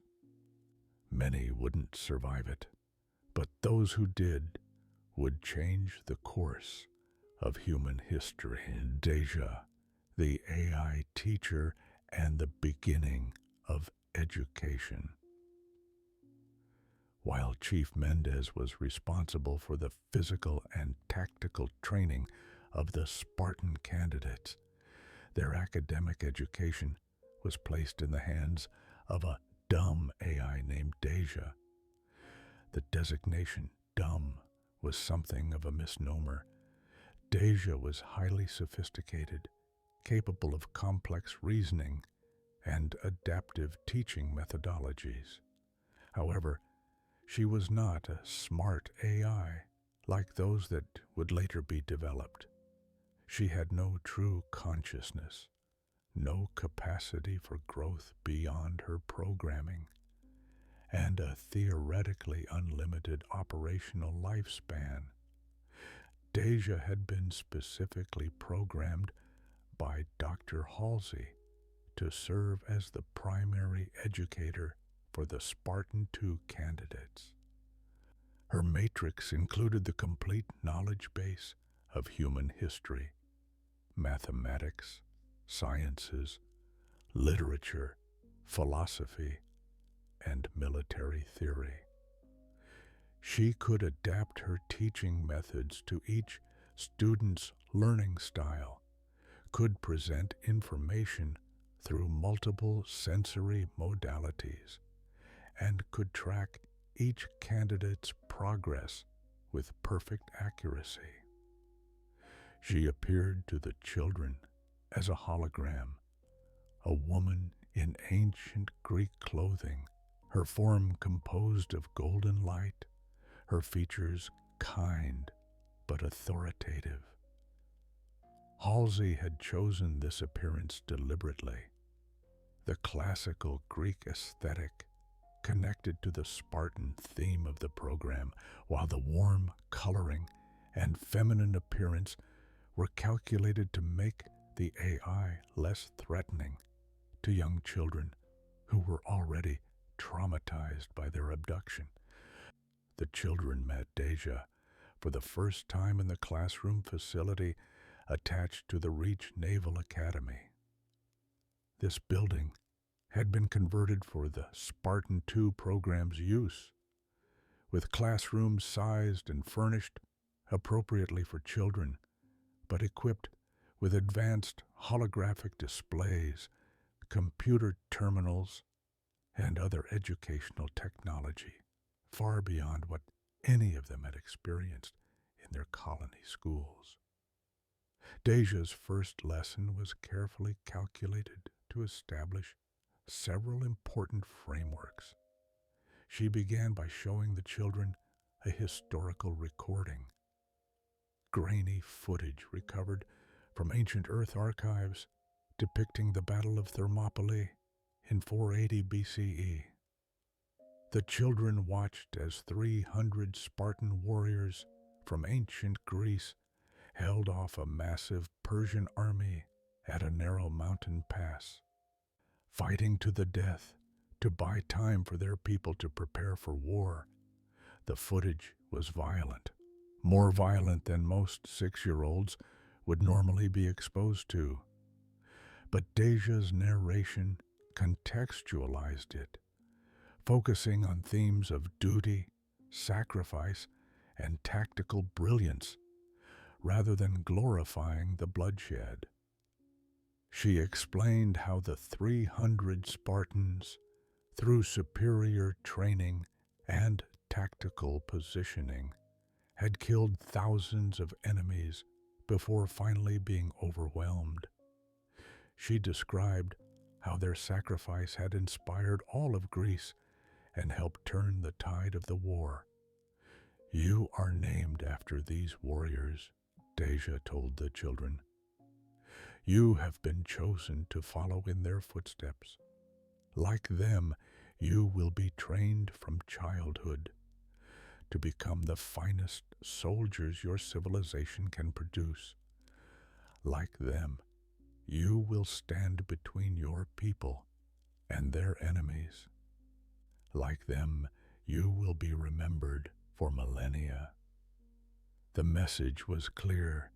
You are Spartans now, heirs to an ancient tradition of warrior excellence, bound by duty to protect humanity regardless of personal cost. It was propaganda, certainly, but it was effective propaganda. The children, especially those who had been struggling most with the trauma of their abduction, found meaning in the narrative. They weren't victims. They were chosen ones, special, inheritors of a legendary tradition. This first lesson established patterns that would continue throughout the Spartans' education. History, literature, and philosophy weren't just academic subjects. They were tools for shaping the candidate's psychological conditioning. Every subject was taught with a military slant. Every historical example chosen to reinforce the values of duty, sacrifice, and excellence that the program wanted to instill. Mathematics was taught through problems involving ballistic trajectories and resource distribution. Physics was explored through the mechanics of weapons and vehicles. Chemistry lessons focused on explosives and fuels. Biology emphasized human anatomy in ways that made the children better at both preserving life, battlefield medicine, and ending it, identifying vulnerable points on enemies. Literature selections focused on themes of heroism, duty, and sacrifice. The children read, or more often at first, had read to them, works like Homer's Iliad, stories of King Arthur and his knights, historical accounts of great military campaigns. They were steeped in a worldview where martial valor was the highest good, where dying for a cause was noble, where individual needs were subordinate to collective duty. Deja proved herself a remarkably effective teacher, but not simply because of her programming. She genuinely seemed to care about the children's development, celebrating their successes and providing encouragement when they struggled.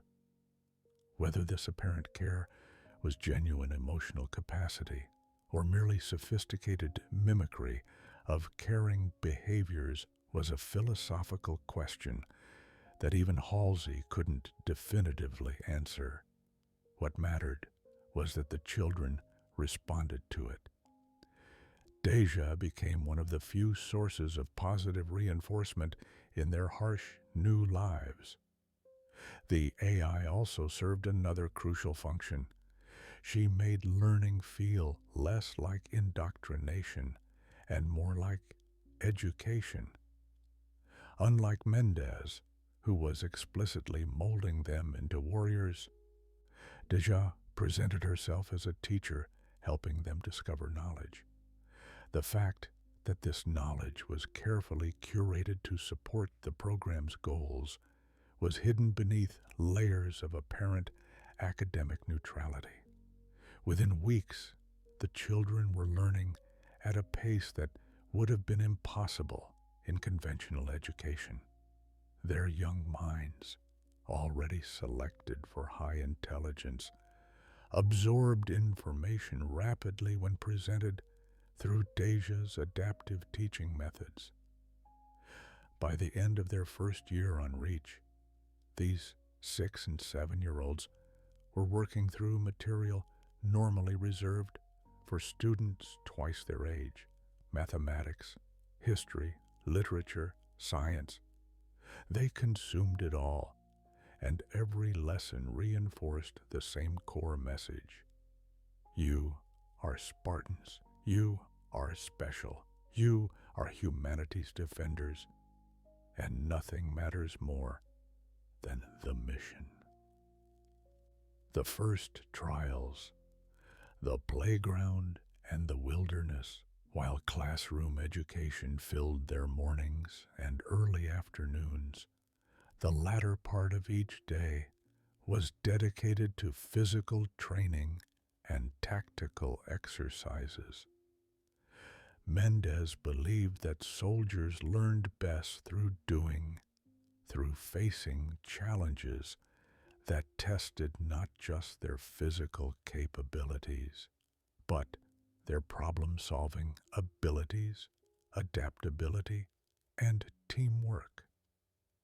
One of the earliest such challenges was an obstacle course that the training staff called the playground.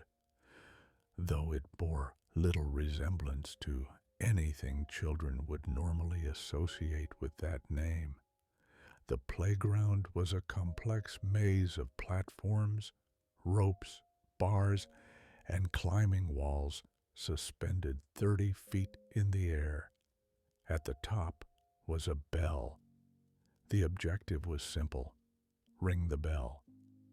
The catch was that the playground was designed to be impossible for individuals to complete alone. The platforms were spaced too far apart for a single child to jump between them. The walls were too high to climb without assistance. The ropes were positioned to require cooperation. The entire course was an exercise in forced teamwork. Mendez divided the children into teams of 3 and gave them their orders: reach the bell, ring it, return to the starting position. Last team to complete the course gets no lunch. Then he started a timer and watched. The result was predictable chaos. The children, most of whom had never met before 3 days ago, had no experience working together. They had no established communication patterns, no trust, no shared tactical language. They tried to complete the course through individual effort, and they failed. Children fell, dangled from ropes, got stuck on platforms, argued about strategy. One team stood out. It was led by the boy designated John 117, and it included 2 other children who would later become Kelly 087 and Samuel 034. John quickly realized that individual effort wouldn't work. He began directing his teammates, not ordering them but suggesting approaches, coordinating their movements, using simple hand signals when voices wouldn't carry over the distance. When they encountered a gap too wide to jump, John had Sam, the largest and strongest of the 3, brace himself on one platform, while Kelly, the fastest and most agile, used Sam as a stepping stone to leap across. Once Kelly was across, she could help pull John over, and then both could pull Sam. When they needed to climb a wall, they formed a human pyramid. When they needed to swing on ropes, they developed a rhythm, taking turns and timing their movements. They reached the bell first, rang it, and returned to the ground with time to spare. Mendez noted this with interest. Natural leadership emerging already. The ability to analyze problems and devise solutions.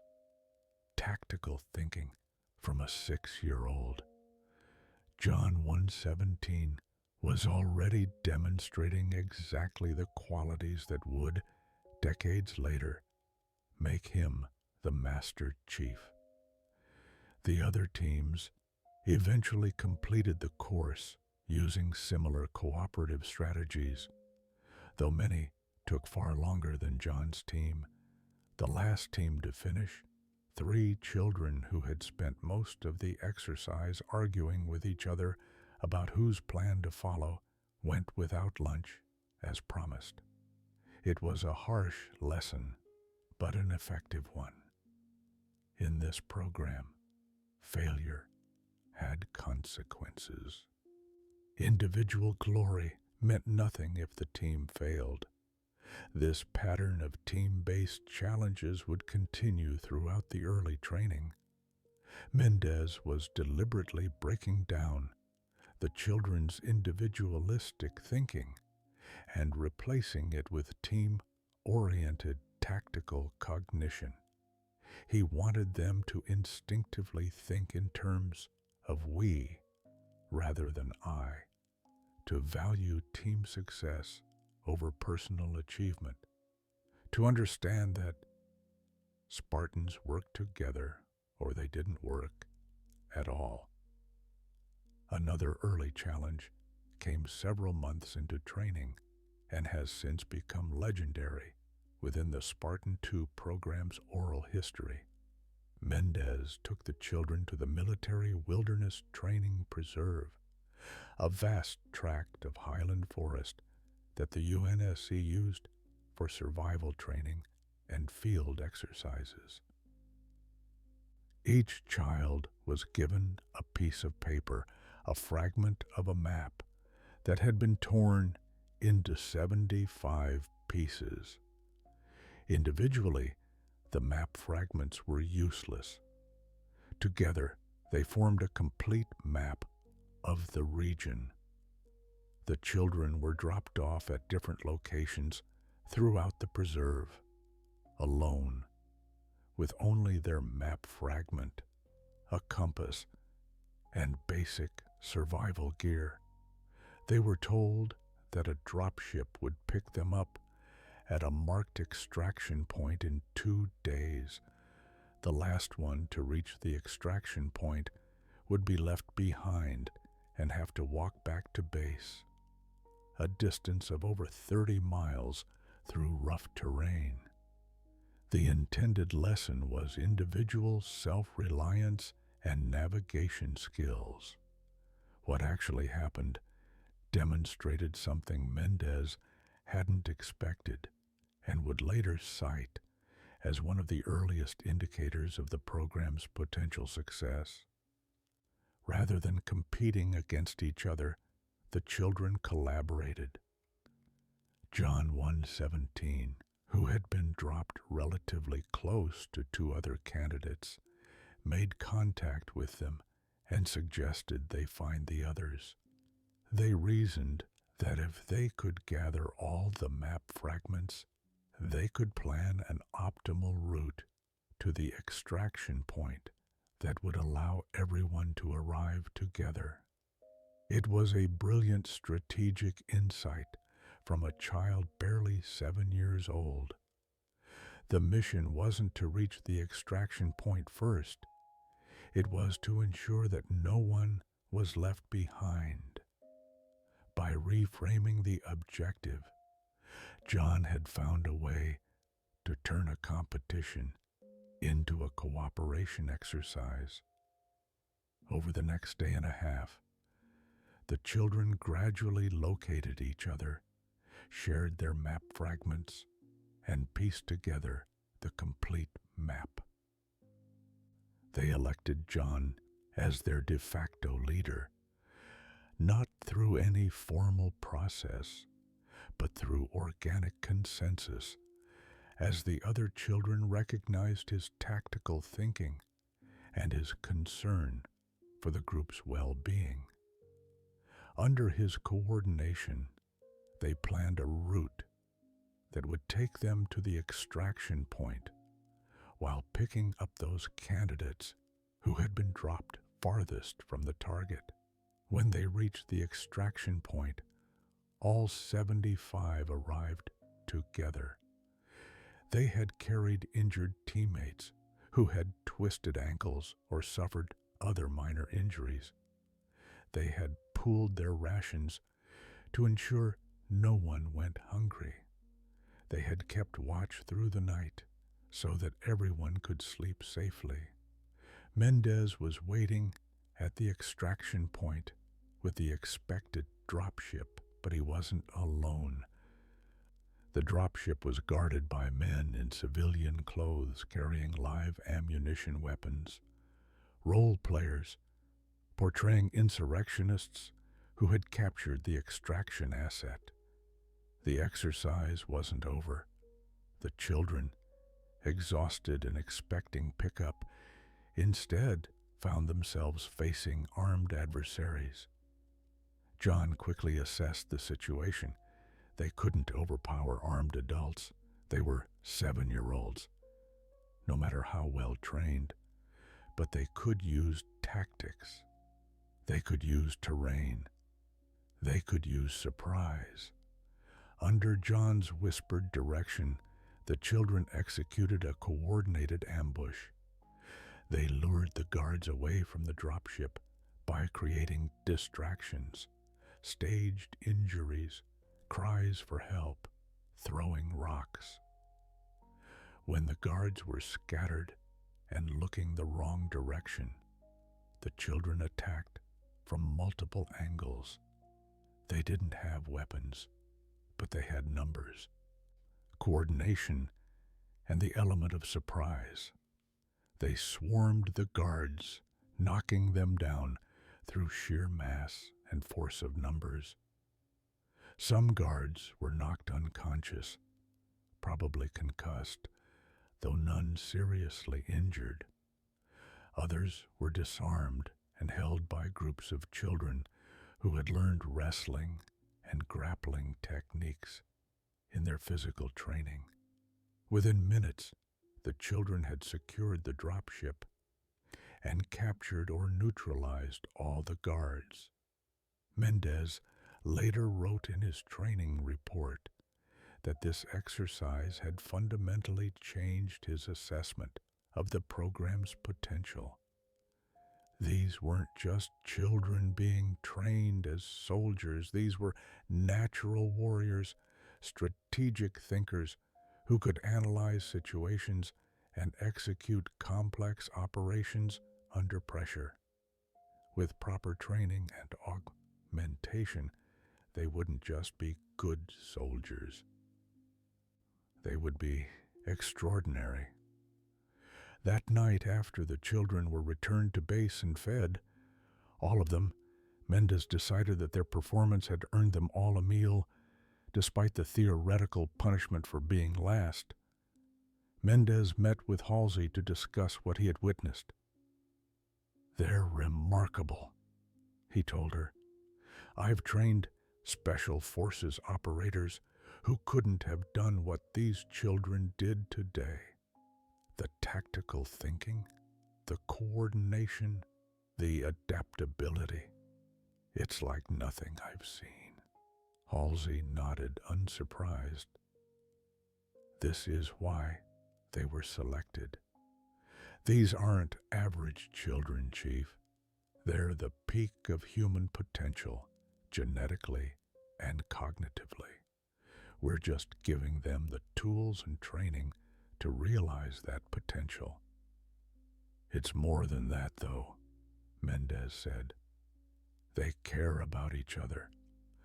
Did you see how they made sure everyone reached the extraction point? How they carried the injured? These kids are developing loyalty to each other that goes beyond training. They're becoming a family." "Good," Halsey said. "That bond will make them more effective. They'll fight harder for each other than they would for any abstract cause. Unit cohesion is one of the most important factors in military effectiveness."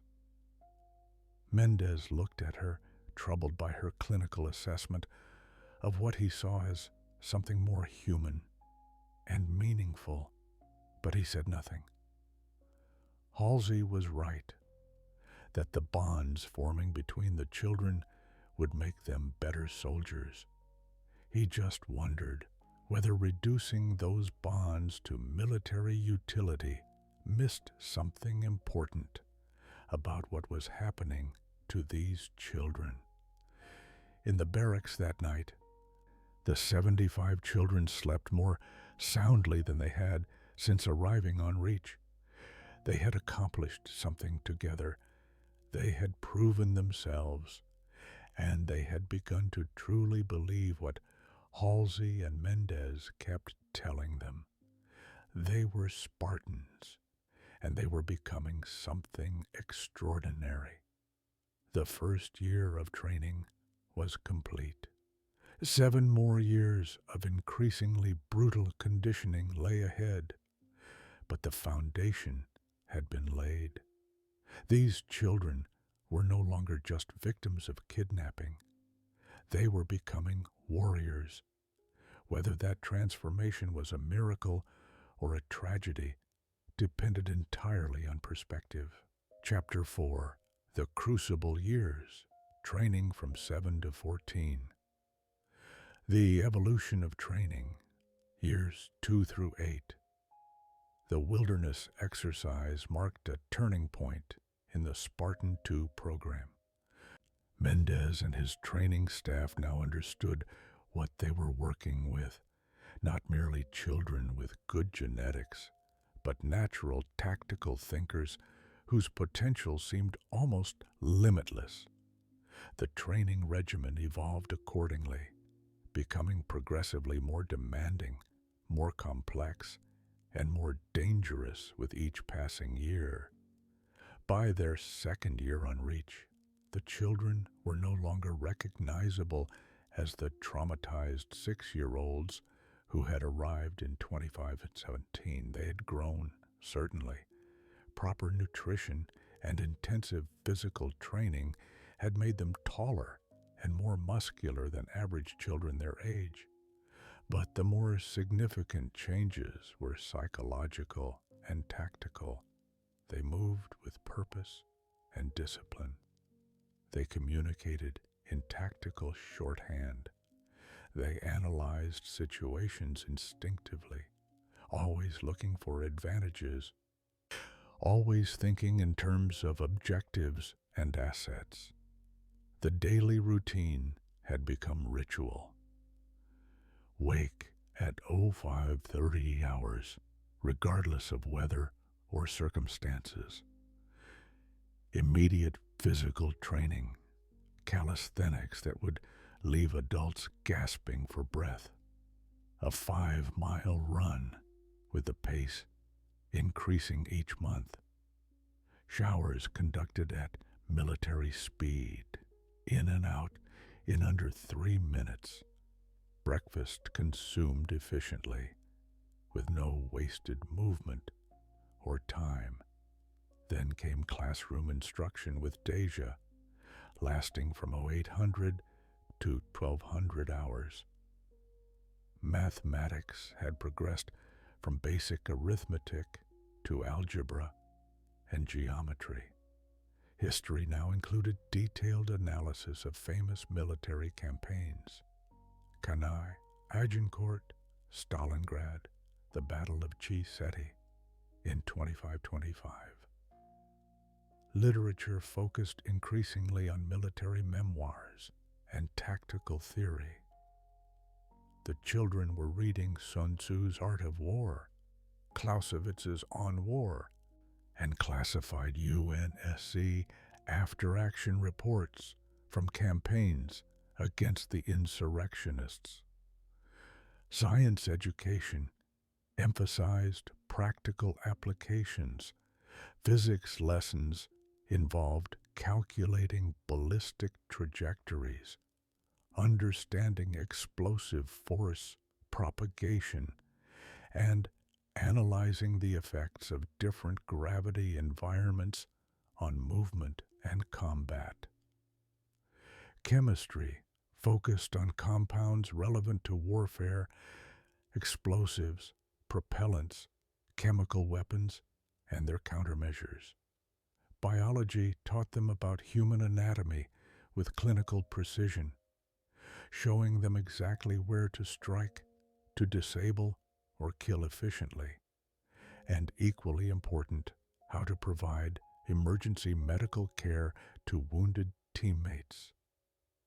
Lunch was brief, 30 minutes to consume nutrient-dense meals calculated precisely for their growing bodies and intense physical demands.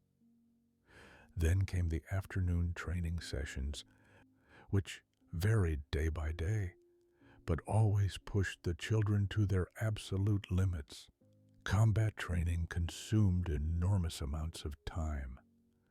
Hand-to-hand fighting was taught systematically, building from basic strikes and blocks to complex grappling techniques, joint locks, and methods for fighting multiple opponents simultaneously. The children learned dozens of martial arts forms, not as separate disciplines, but as an integrated combat system, drawing the most effective techniques from each.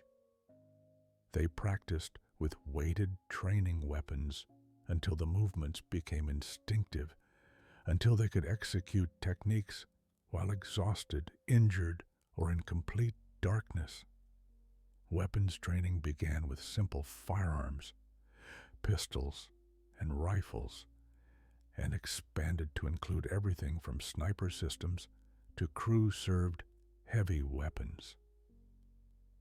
The children learned not just how to fire these weapons, but how to maintain them, repair them, and adapt them. They learned to shoot from every position, standing, kneeling, prone, while moving, while injured. They learned to estimate range by eye, to compensate for wind and gravity, to make precision shots that adults would struggle to achieve. Tactical exercises grew increasingly sophisticated. The children were given missions, reconnaissance operations, raids, ambushes, defensive positions, and expected to plan and execute them with minimal guidance. These exercises often lasted for days, with the children living in the field on minimal rations, moving through rough terrain, navigating by stars and compass when their electronic equipment was deliberately disabled. Mendez introduced war games, scenarios where teams of children would compete against each other, trying to accomplish conflicting objectives or simply eliminate the opposing force. These games used paint-marking weapons that left vivid splotches when they struck, allowing kills and hits to be tracked. The children took these games with deadly seriousness, developing elaborate tactical plans and executing them with remarkable skill. The bonds of brotherhood, unit cohesion, and hierarchy. As the training years progressed, the 75 children formed bonds that went far deeper than ordinary friendship. They were siblings, comrades, and squad mates all at once. They had shared trauma, shared hardship, and shared triumph. They had saved each other's lives in training exercises and carried each other when injured. They had no one else, no families, no outside friends, only each other and the training staff. Within this tight-knit unit, natural hierarchies emerged. Some children were natural leaders, while others were specialists whose expertise made them invaluable even if they didn't command operations. This organic structure was deliberately encouraged by Mendez, who understood that rigid military hierarchy wouldn't work as well as letting the children self-organize based on capability and mutual respect. John 1:17 emerged as the clear leader of the entire group. His tactical brilliance had been evident from the earliest exercises, but what really set him apart was his consistent concern for getting every Spartan home alive. He won through careful planning that minimized risk to his team, through tactical innovations that gave them advantages over better armed opponents, and through sheer determination that inspired others to push beyond what they thought were their limits. Other children found their own roles. Kelly 087 was the fastest of all the Spartans, capable of sprints that seemed almost superhuman even before augmentation. In exercises, she served as scout and flanker, using her speed to gather intelligence or hit enemies from unexpected angles. Samuel C034 was the largest and strongest, a gentle giant who nonetheless fought with devastating effectiveness when necessary. His presence in any formation gave it stability and power. Fred 104 proved himself a brilliant tactician in his own right, often serving as John's second-in-command and bringing a more cautious, analytical approach that balanced John's sometimes aggressive strategies. Linda 058 discovered a natural gift for marksmanship, making shots with training rifles that adult snipers would have been proud of.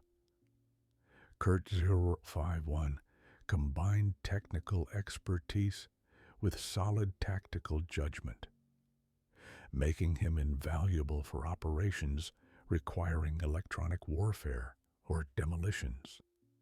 The children who became SPARTAN-II candidates weren't just physically and mentally gifted, they were also remarkably resilient psychologically. But even they had limits.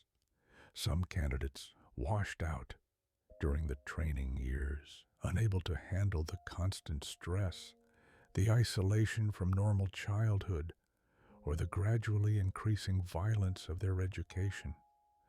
These failures were handled quietly.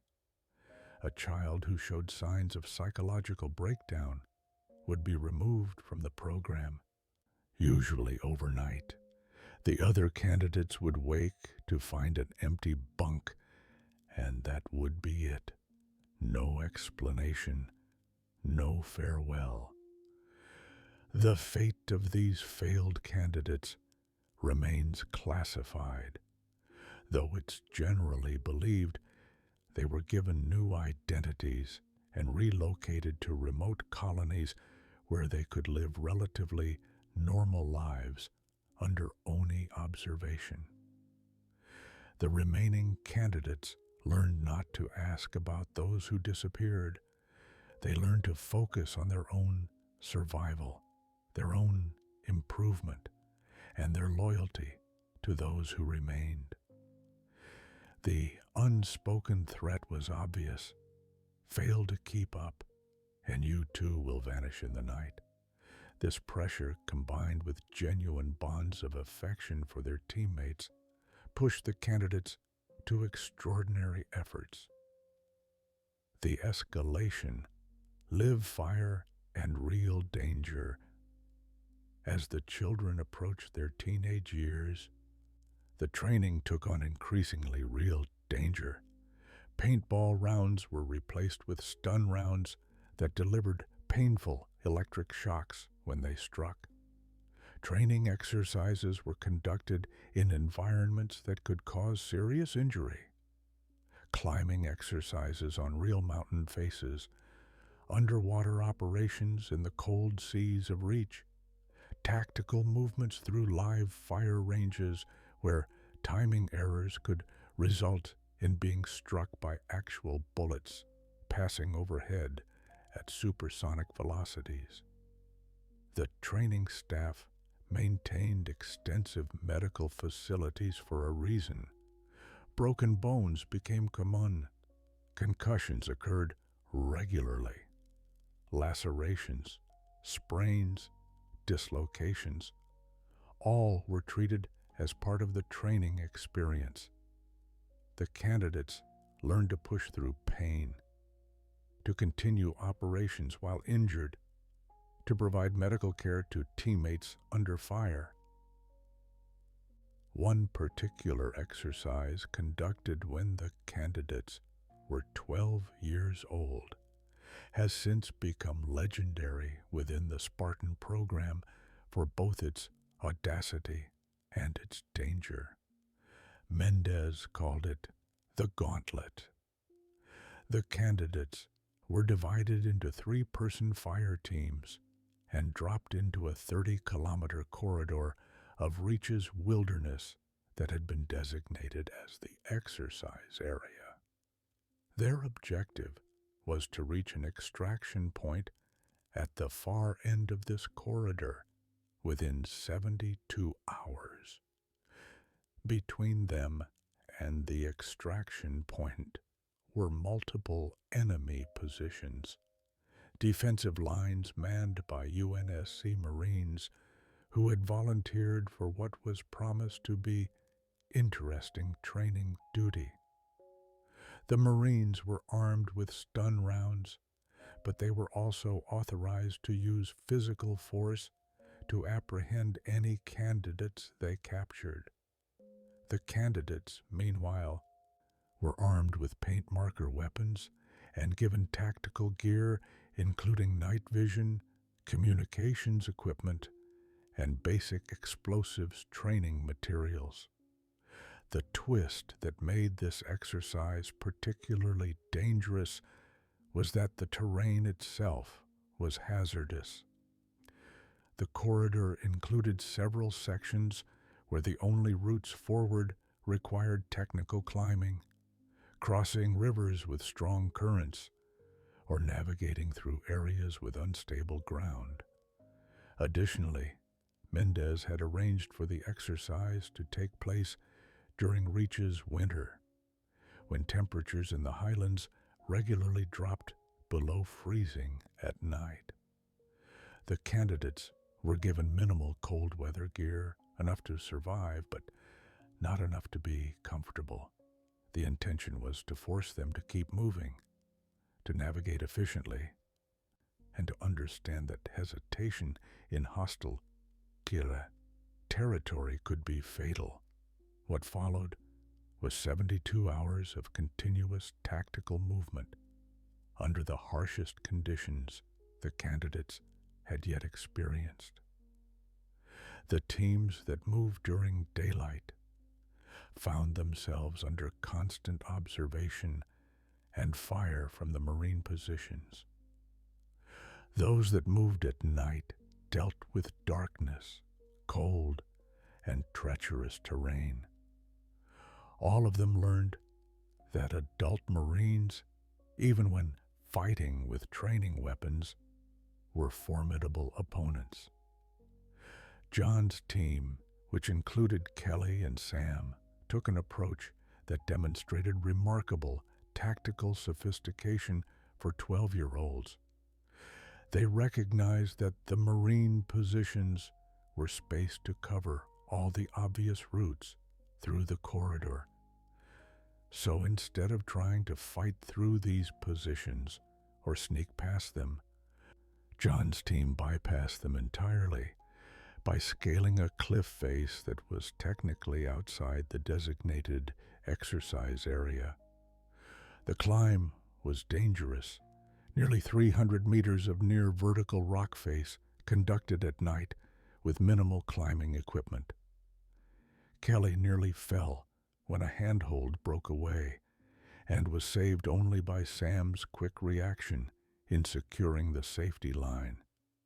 But they made it to the top, then traveled along the ridge line parallel to the corridor, completely avoiding the Marine positions below.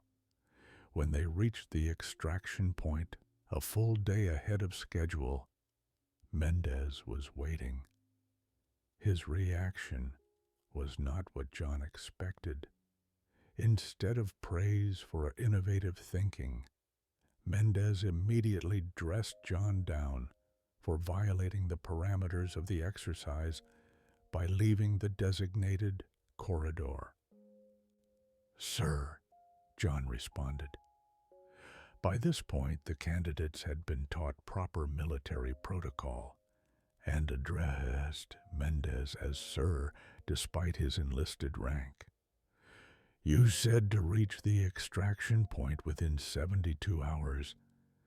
You didn't say we had to stay in the corridor.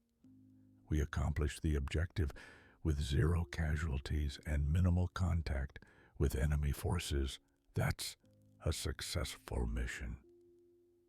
Mendez stared at the 12-year-old boy who was arguing tactical doctrine with him. Then, unexpectedly, he smiled, a rare expression from the usually stern instructor. "You're right," Mendez admitted. "The objective was to reach extraction. How you got here doesn't matter, as long as your team is intact. That's good tactical thinking, John, and sometimes the best way to fight is to not fight at all." This exchange demonstrated something important about the Spartan training methodology. Mendez wasn't trying to create soldiers who blindly followed orders. He was creating tactical leaders who could think independently, find creative solutions, and make judgment calls in the field. The candidates were being taught to follow the spirit of their orders rather than just the letter, to understand the objective and accomplish it through whatever means proved most effective. Other teams had different experiences in the same exercise. Fred's team engaged the Marines in a series of hit-and-run attacks, using the terrain to their advantage and gradually reducing the enemy's effectiveness through attrition. Linda's team specialized in stealth, moving so carefully and quietly through the corridor that they made it nearly to the extraction point before being detected. Several teams were captured by the Marines and had to escape from improvised detention areas, an unplanned but valuable learning experience about E&E, escape and evasion. 2 teams failed to reach the extraction point within the 72-hour window. They weren't left behind. This was training, after all, and the candidates were too valuable to actually abandon. But they were given punishment details for a week afterward, cleaning equipment, performing extra physical training, and generally being reminded that failure had consequences even when it didn't result in actual death. One candidate suffered a serious injury during the exercise, a compound fracture of the leg from a fall during a river crossing. The candidate's teammates constructed an improvised stretcher and carried him the remaining 15 kilometers to extraction, refusing to leave him behind even though doing so slowed them drastically. They reached the extraction point with only minutes to spare, exhausted but with their team intact. Mendez used this incident as a teaching moment for all the candidates. "You see this," he told them, gesturing at the team that had carried their injured comrade.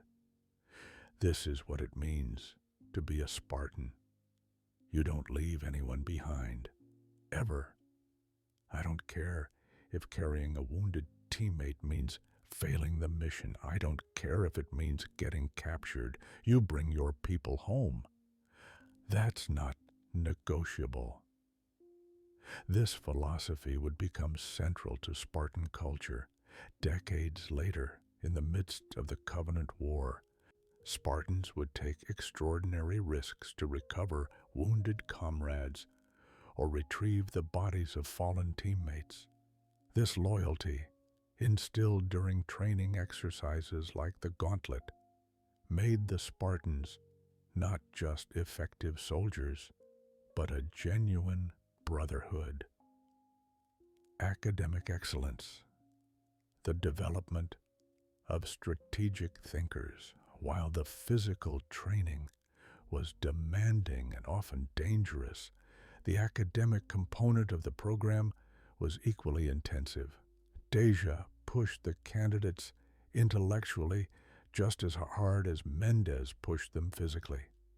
By the time they were teenagers, the Spartan candidates were studying material that would challenge graduate students in civilian universities. Military history and theory consumed vast amounts of curriculum time. The candidates analyzed thousands of battles, learning to recognize patterns, understand logistics, and appreciate the interplay between strategy, tactics, and technology. They studied not just human conflicts, but also the limited information available about the Covenant, an enemy that humanity had been fighting since 25 and that seemed unstoppable. The Covenant War had begun when the candidates were 8 years old, and its impact on their training was immediate and profound. Suddenly, the abstract enemy they were being prepared to fight, the insurrectionists, was supplemented by a far more dangerous threat. The Spartans were shown footage of glassed worlds, of Covenant warriors cutting through UNSC Marines, of the technological superiority that made every engagement a desperate struggle for human survival. This context gave new meaning to their training. They weren't just being prepared to suppress rebellions. They were being forged into weapons against an existential threat to humanity. The urgency of their mission became clear, and it pushed them to even greater efforts. Language training was another major component. The candidates learned multiple human languages, giving them the ability to operate across different colonial populations. They were also introduced to Covenant languages, the guttural sounds of the Jiralhanae, the melodious tones of the Sangheli, the clicks and whistles of the Kigyar. While human understanding of these languages was limited, even basic comprehension could provide crucial intelligence in the field. Technical skills were developed systematically. The candidates learned to pilot various vehicles: warthogs, scorpions, aircraft, even small spacecraft. They studied demolitions, learning how to use explosives both for breaching and for sabotage. They were taught communications and electronic warfare, becoming a proficient in radio operations, signal intelligence, and computer systems infiltration. One of the most important skills taught was tactical planning and operations. The candidates learned to read topographic maps, satellite imagery, and tactical displays. They learned the planning process, intelligence gathering, mission analysis, course of action development, rehearsal, execution, and after-action review. They planned missions individually and in teams, presenting briefings to Mendez and his staff, then executing these plans in field exercises. By their 13th year, the candidates were conducting exercises that would have challenged experienced officers. They planned and executed raids on simulated enemy facilities, coordinated multi-team operations, and even participated in planning sessions with actual UNSC units that were preparing for deployment against insurrectionist targets. These sessions were eye-opening for the conventional military personnel involved. Here were 13-year-olds analyzing tactical situations, identifying weaknesses in operational plans, and suggesting improvements. And their insights were often remarkably astute. The candidates might have looked like children, but they thought like seasoned soldiers. This was the result of 7 years of intensive education focused entirely on military science, taught by an AI who never tired and tailored to each candidate's learning style. The candidates also developed strong bonds with Deja. The AI was a constant presence in their lives, teaching them, guiding them, and in her own way, caring about their development.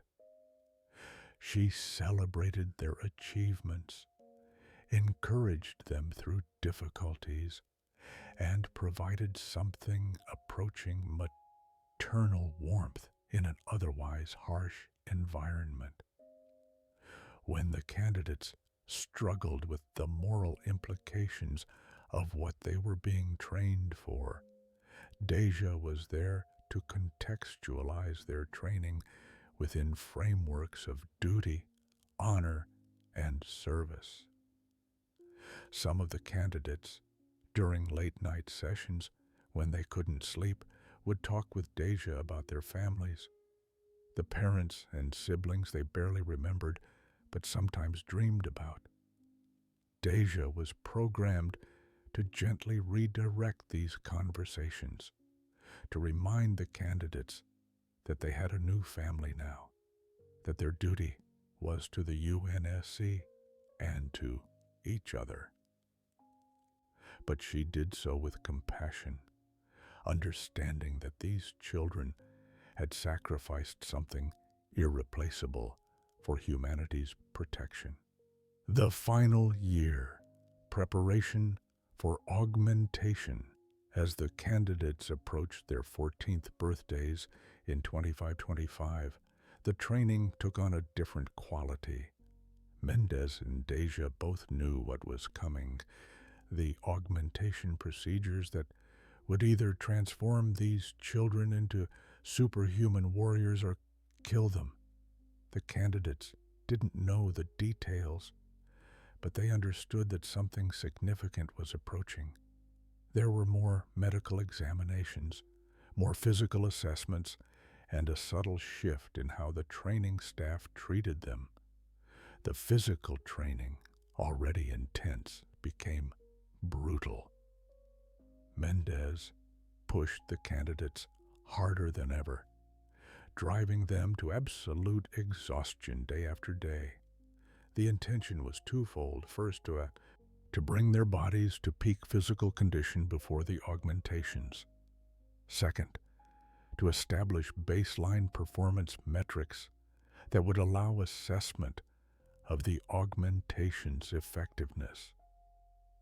The candidates ran longer distances, lifted heavier weights, endured more challenging obstacle courses. Their hand-to-hand training progressed to full contact sparring with minimal protective gear. resulting in frequent injuries, but also developing their pain tolerance and ability to fight through damage. They conducted extended field exercises lasting weeks, living on minimal rations and sleeping only a few hours per night. Through all of this, the candidates maintained their academic training. But Deja's lessons took on a different tone in this final year. She spent more time discussing the responsibilities that came with power, the ethical frameworks that soldiers needed to maintain their humanity, and the difference between being a weapon and being a warrior. You are being trained to be the most formidable soldiers humanity has ever created, Deja told them during one session. But you must never forget that you serve humanity, not your own interests. The power you will wield must be tempered by wisdom and restrained by honor. Without these qualities, you would be no better than the enemies you're being prepared to fight. The candidates also received extensive medical preparation, though that they didn't fully understand its purpose. They were taught about human physiology in greater detail than ever before, learning about bone structure, muscle fiber types, neural pathways, and organ systems. They learned first aid and trauma medicine until they could perform procedures that would normally require trained medics. Unknown to the candidates, this medical training served a dual purpose. It prepared them to provide medical support to each other in the field, certainly, but it also ensured that they understood, at least intellectually, the changes that were about to be inflicted on their bodies.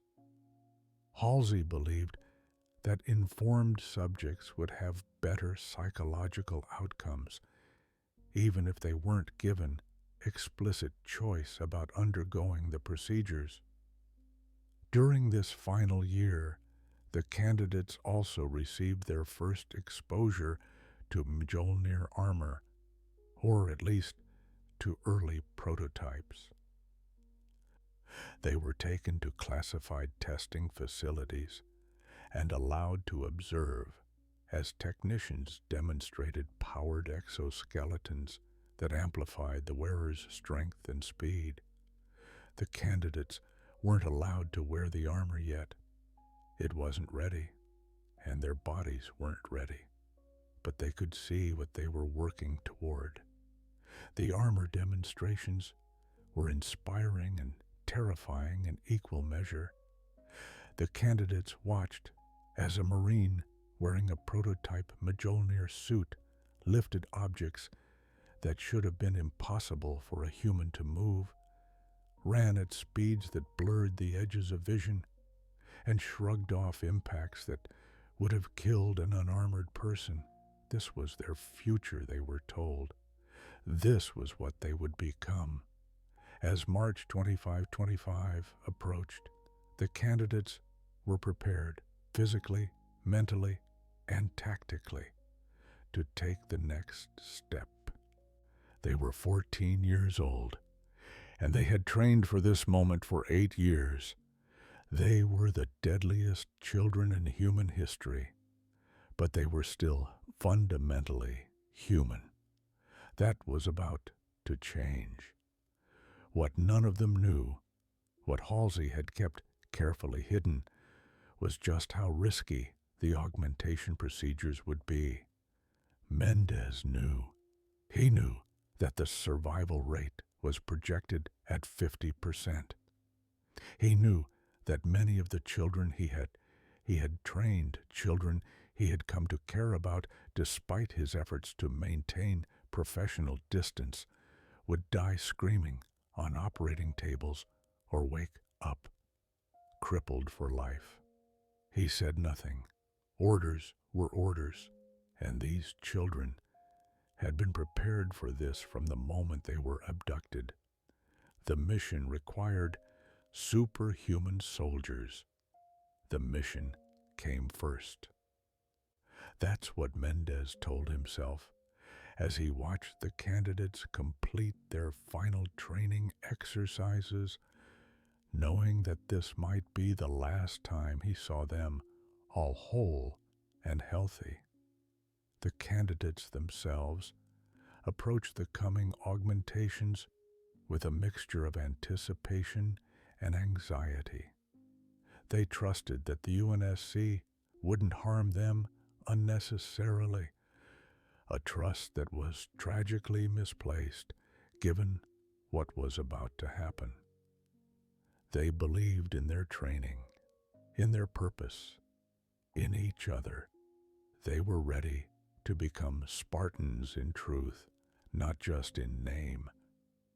On March 8th, 2525, the candidates completed their final field exercise. They returned to base, were given a meal better than the usual military rations, and then told to get a full night's sleep. Tomorrow, they were told, something important would happen. Tomorrow, they would take the next step in becoming Spartans. Tomorrow, they would discover what that really meant. Tomorrow, 30 of them would die. 12 more would be crippled, and 33 would emerge transformed into something that humanity had never created before. Living weapons, post-human warriors, the finest soldiers in history. The Spartan-IIs had been trained. Now they would be tested in a way that no training could truly prepare them for. The augmentation procedures awaited, and nothing would ever be the same. Chapter 5. Project Aster, the biological transformation. March 9th, 2525. The day of transformation, the candidates woke at 05:30 hours, as always. But this morning was different. Instead of being directed to physical training, they were told to report to the medical facility in their standard duty uniforms.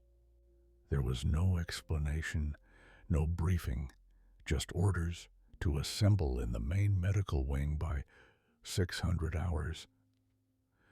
The medical facility at the Fleetcom military complex was one of the most advanced in the UNSC.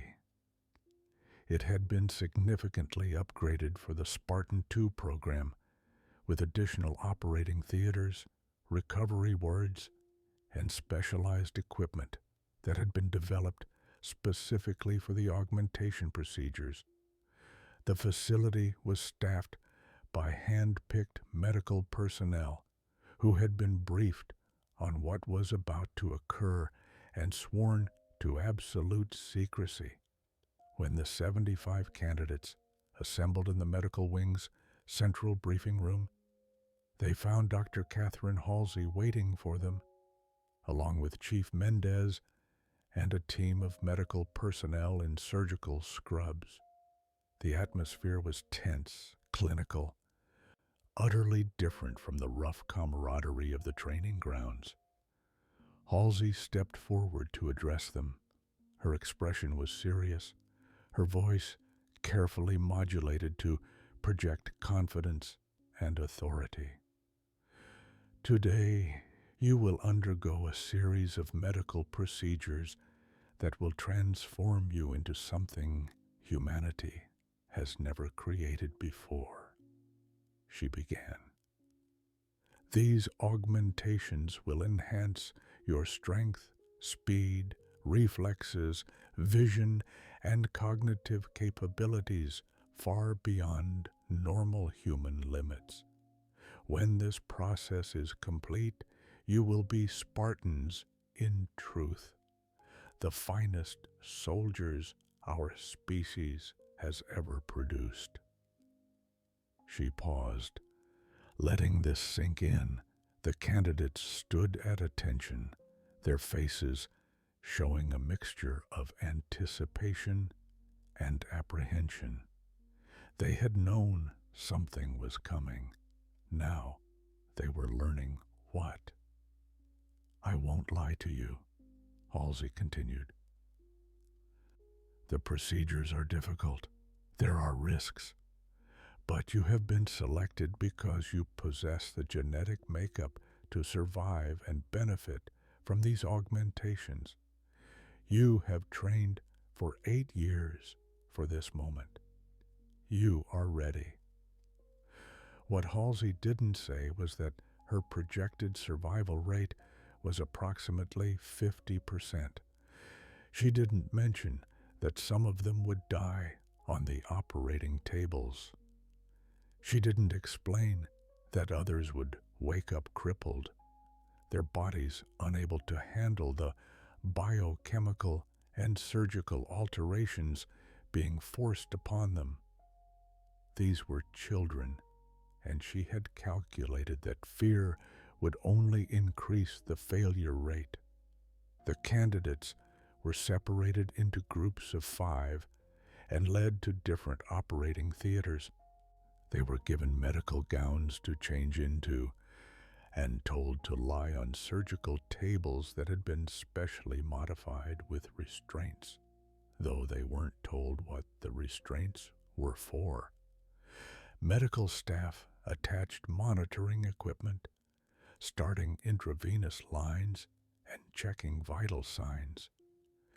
John 1:17 found himself in Operating Theater 3, along with Kelly the 87, Samuel 034, Fred 104, and Linda 058. The 5 of them had trained together for years, had become as close as siblings, and now they were about to undergo the most significant transformation of their lives in the same room. A medical officer explained what would happen next. They would be given a general anesthetic and would sleep through the surgical procedures. When they woke up, the augmentations would be complete. Recovery would take several days, and there would be pain. But they would emerge stronger than they had ever imagined possible. What the medical officer didn't explain was the full scope of what several days of recovery actually meant, or just how much pain they would experience. These were details Halsey had ordered omitted from the briefing. Better to let them discover these realities after the procedures were complete and irreversible. The anesthetic was administered through their IV lines. One by one, the candidates in Operating Theater 3 drifted into unconsciousness. The last thing John saw before the drugs took effect was Kelly's face, pale but determined, and then everything faded to black. The 8 augmentation procedures, remaking the human form. What happened over the next 6 hours in Operating Theater 3 and in 14 other theaters throughout the medical facility was a systematic reconstruction of human biology. The augmentation procedures that comprised Project Aster had been developed over several years by a team of scientists led by Dr. Halsey, drawing on research from the failed Orion project and incorporating advances in biotechnology that pushed the absolute boundaries of human medical knowledge. There were 8 separate procedures, each targeting a different aspect of human physiology. They had to be performed in a specific sequence, as some augmentations depended on others being completed first. The entire process took approximately 6 hours per candidate, with teams of surgeons, medical technicians, and AI-assisted surgical systems working in precise coordination. The first procedure was the carbide ceramic ossification. This was perhaps the most crucial and dangerous of all the augmentations, as it fundamentally altered the skeletal structure of the subjects. Advanced mineral compounds were injected directly into the candidate's bones, where they bonded at the molecular level with the existing bone tissue. The process dramatically increased bone density and structural integrity, making the skeleton nearly unbreakable. The injection sites were numerous. Every major bone in the body had to be treated. Huge needles, some as thick as a finger, were driven deep into bone marrow at precisely calculated points. The mineral compounds burned as they spread through the bone tissue, a sensation that would have been agonizing if the candidates hadn't been under deep anesthesia. The purpose of this augmentation was to create a skeleton capable of supporting the enhanced musculature that other procedures would provide, and equally important, to allow the candidates to wear Mjolnir-powered armor without having their own bones crushed by the armor's force-multiplying capabilities. Without this procedure, the other augmentations would eventually tear the body apart as enhanced muscles pulled against normal bones. The risk with carbide ceramic ossification was catastrophic if the compounds didn't bond properly, or if the subject's immune system rejected them. The result could be bone death, systemic infection, or complete skeletal failure. The candidate's body would essentially collapse from within. The second procedure was the catalytic thyroid implant, a small platinum pellet containing human growth hormone and other carefully balanced compounds was surgically implanted in the thyroid gland. This implant would continuously release its payload over the following months and years, dramatically accelerating the candidate's growth and promoting increased skeletal and muscle tissue development. The thyroid implant was designed to work in conjunction with the carbide ceramic ossification, ensuring that as the bones grew stronger and denser, they also grew larger. The result would be Spartans who stood taller and broader than normal humans, with frames capable of supporting their enhanced physiology. The surgical procedure itself was relatively straightforward. A small incision in the throat, careful placement of the pellet, then closure. The real risks came afterward, as the body's endocrine system adapted to the constant presence of the growth-promoting compounds. If the implant's release rate was even slightly miscalibrated, the results could range from gigantism to catastrophic hormone imbalances that would kill the subject within days. The third procedure was muscular enhancement injections. These were a series of protein complex injections administered directly into muscle tissue throughout the body. The compounds promoted dramatically increased muscle density and efficiency, allowing muscle fibers to generate far more force than normal human tissue, while also becoming more resistant to fatigue and damage. The injections were administered at over 200 different sites across the body, targeting every major muscle group. Each injection burned as the compounds spread and began their work of restructuring muscle fiber at the cellular level. The process was designed to increase muscle mass by approximately 300%, while also making the muscles more efficient in their use of oxygen and energy. The risk with this procedure was muscle death.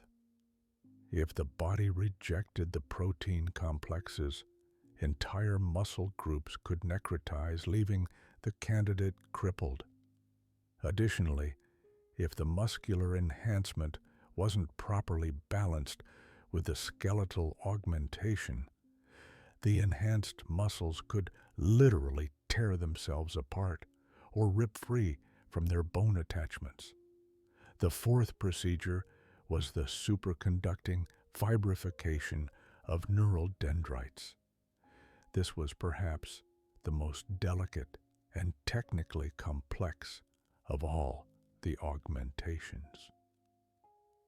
An advanced compound was injected into the nervous system, coating neural pathways with a superconducting material that dramatically increased the speed of electrical impulses traveling through the nerves. The injection had to be administered directly into the spinal column, with the compound then spreading throughout the central and peripheral nervous systems. The procedure required microsurgical precision, as any error could result in paralysis or death. The compound was also highly reactive, and if the candidate's nervous system rejected it, the result would be immediate and catastrophic neural damage. The intended effect was to dramatically improve reaction time and neural processing speed. Enhanced neural conduction would allow Spartans to perceive, process, and react to situations far faster than normal humans. Combined with their other augmentations, this would give them reflexes that would appear almost superhuman, because they would be. The risks were severe. Neural tissue is fragile and does not regenerate easily. If the superconducting compound damaged the nervous system rather than enhancing it, the candidate would be left paralyzed, blind, deaf, or in a permanent vegetative state. This procedure alone was projected to have a 20% failure rate. The fifth procedure was alteration of bioelectrical nerve transduction to shielded electronic transduction. This augmentation involved replacing portions of the nervous system with artificial superconducting fibers that could interface directly with computer systems and powered armor. It was designed to allow seamless integration with Mjolnir armor, enabling Spartans to control their armor as naturally as they controlled their own bodies. The procedure required surgical implantation of intersurface ports at key points along the spine and the attachment of the artificial neural pathways to specific nerve clusters.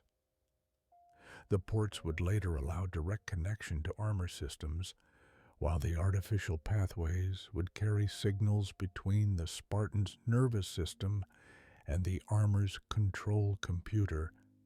This was another high-risk procedure. Introducing artificial components into the nervous system created numerous opportunities for rejection, infection, or malfunction.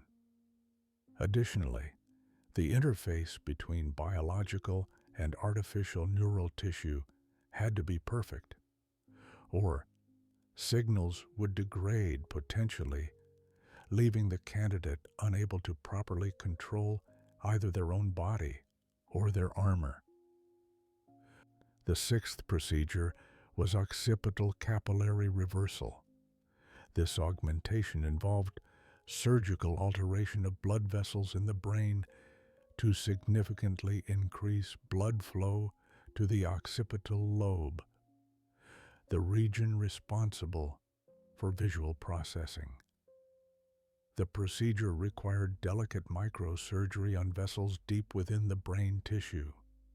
The intended effect was dramatically improved vision, increased acuity, better color perception, improved low-light vision, and faster visual processing. Spartans would be able to see details at distances that would appear blurry to normal humans, track fast-moving objects more easily, and process visual information more rapidly. The risk with this procedure was stroke. Brain surgery is always dangerous, and altering blood flow patterns in the brain could easily result in hemorrhage, blood clots, or ischemia. Even if the immediate surgery succeeded, there was a risk of delayed complications as the altered blood flow patterns stressed vessels that hadn't evolved to handle such increased circulation. The seventh procedure was colloidal neural disunification. This involved injecting a solution into the brain that would decrease the viscosity of cerebrospinal fluid, allowing electrical signals to travel more freely between neurons.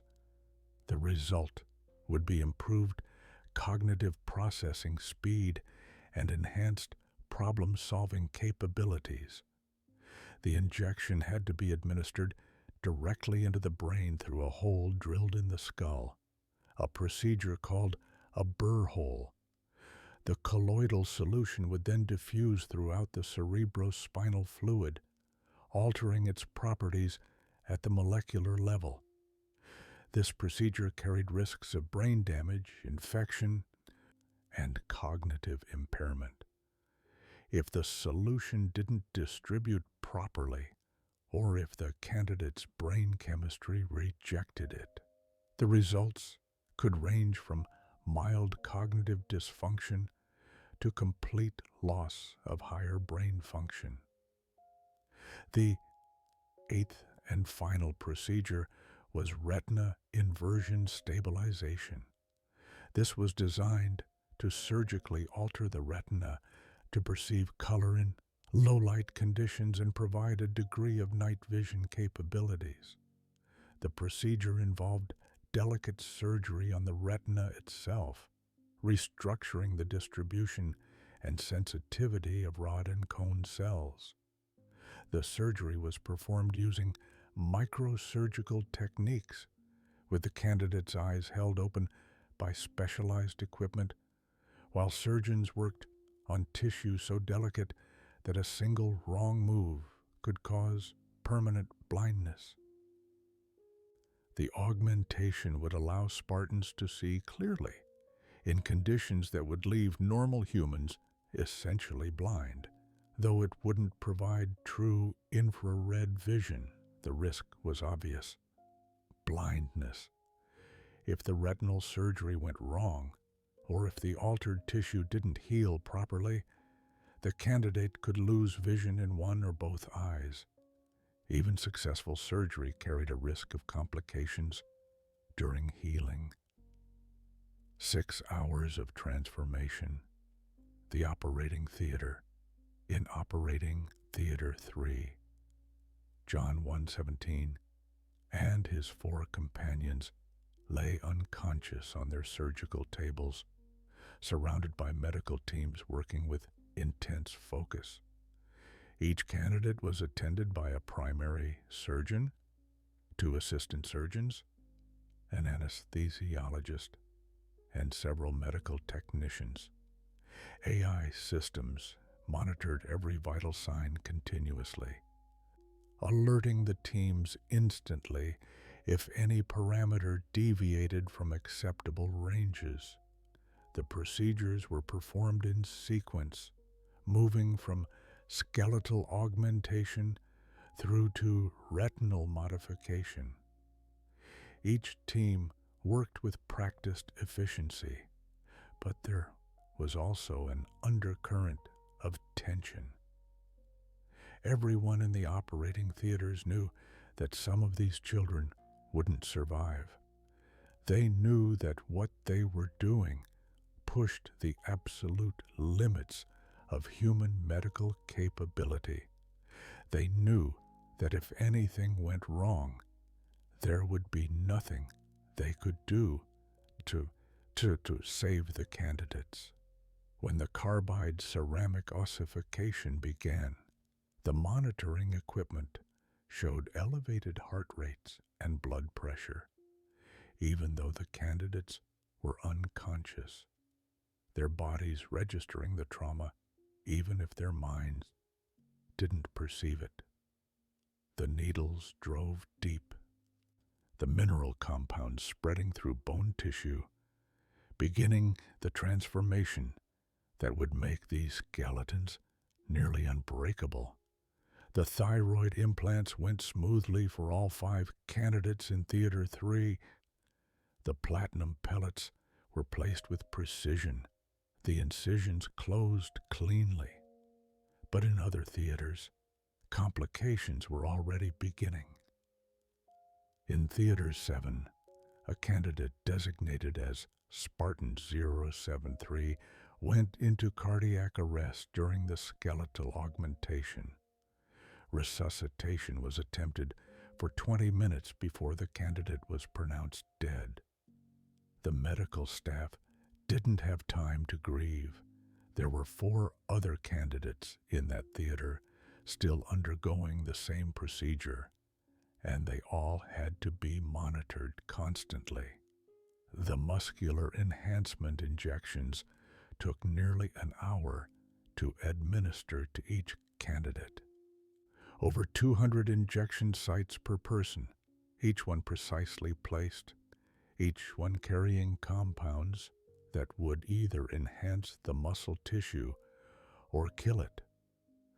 In Theater 3, all 5 candidates tolerated the procedure well, their vital signs remaining stable even as their bodies absorbed the foreign proteins. In other theaters, the results were less fortunate. Spartan-056 began showing signs of massive immune rejection during the muscular injections. Her body recognized the protein complexes as threats and launched an overwhelming immune response. Within minutes, her temperature spiked to dangerous levels, her blood pressure crashed, and toxins flooded her system. She died before the medical team could counteract the rejection. The neural procedures were where the most casualties occurred. The superconducting fibrification of neural dendrites was extraordinarily delicate, and even the slightest miscalculation in placement or dosage could be catastrophic. In Theater 3, John's procedure went smoothly. The compound spread through his nervous system as intended, coating neural pathways without causing damage. Kelly and Fred also tolerated it well, but Samuel 0034 had complications. His body showed signs of rejection, with inflammation beginning to spread along neural pathways. The medical team immediately administered immunosuppressants and anti-inflammatory compounds, fighting to prevent the rejection from causing permanent damage. For several minutes, Sam's life hung in the balance, his vital signs fluctuating wildly as the medical team struggled to stabilize him. They succeeded, barely. Sam survived the neural augmentation, but the inflammation had caused some damage. How much wouldn't be clear until he woke up. He might recover fully, or he might have permanent deficits in neural function. There was no way to know until the anesthesia wore off. Linda 058's neural procedure went perfectly, her body accepting the compounds without incident. She was fortunate. In other theaters, candidates were dying or suffering catastrophic neural damage. Spartan-008 was left paralyzed from the neck down when the superconducting compound caused massive damage to his spinal cord. Spartan-023 suffered catastrophic brain damage and would never regain consciousness. Spartan-041 went into seizures that the medical team couldn't stop, and she died within minutes. The bioelectrical transduction alteration claimed its own victims. Spartan-019 suffered a massive immune response to the artificial neural pathways being implanted in his spine. His body rejected the foreign material violently, causing inflammation that compressed his spinal cord. He survived, but was left paraplegic, unable to move his legs. The occipital capillary reversal procedure caused several strokes.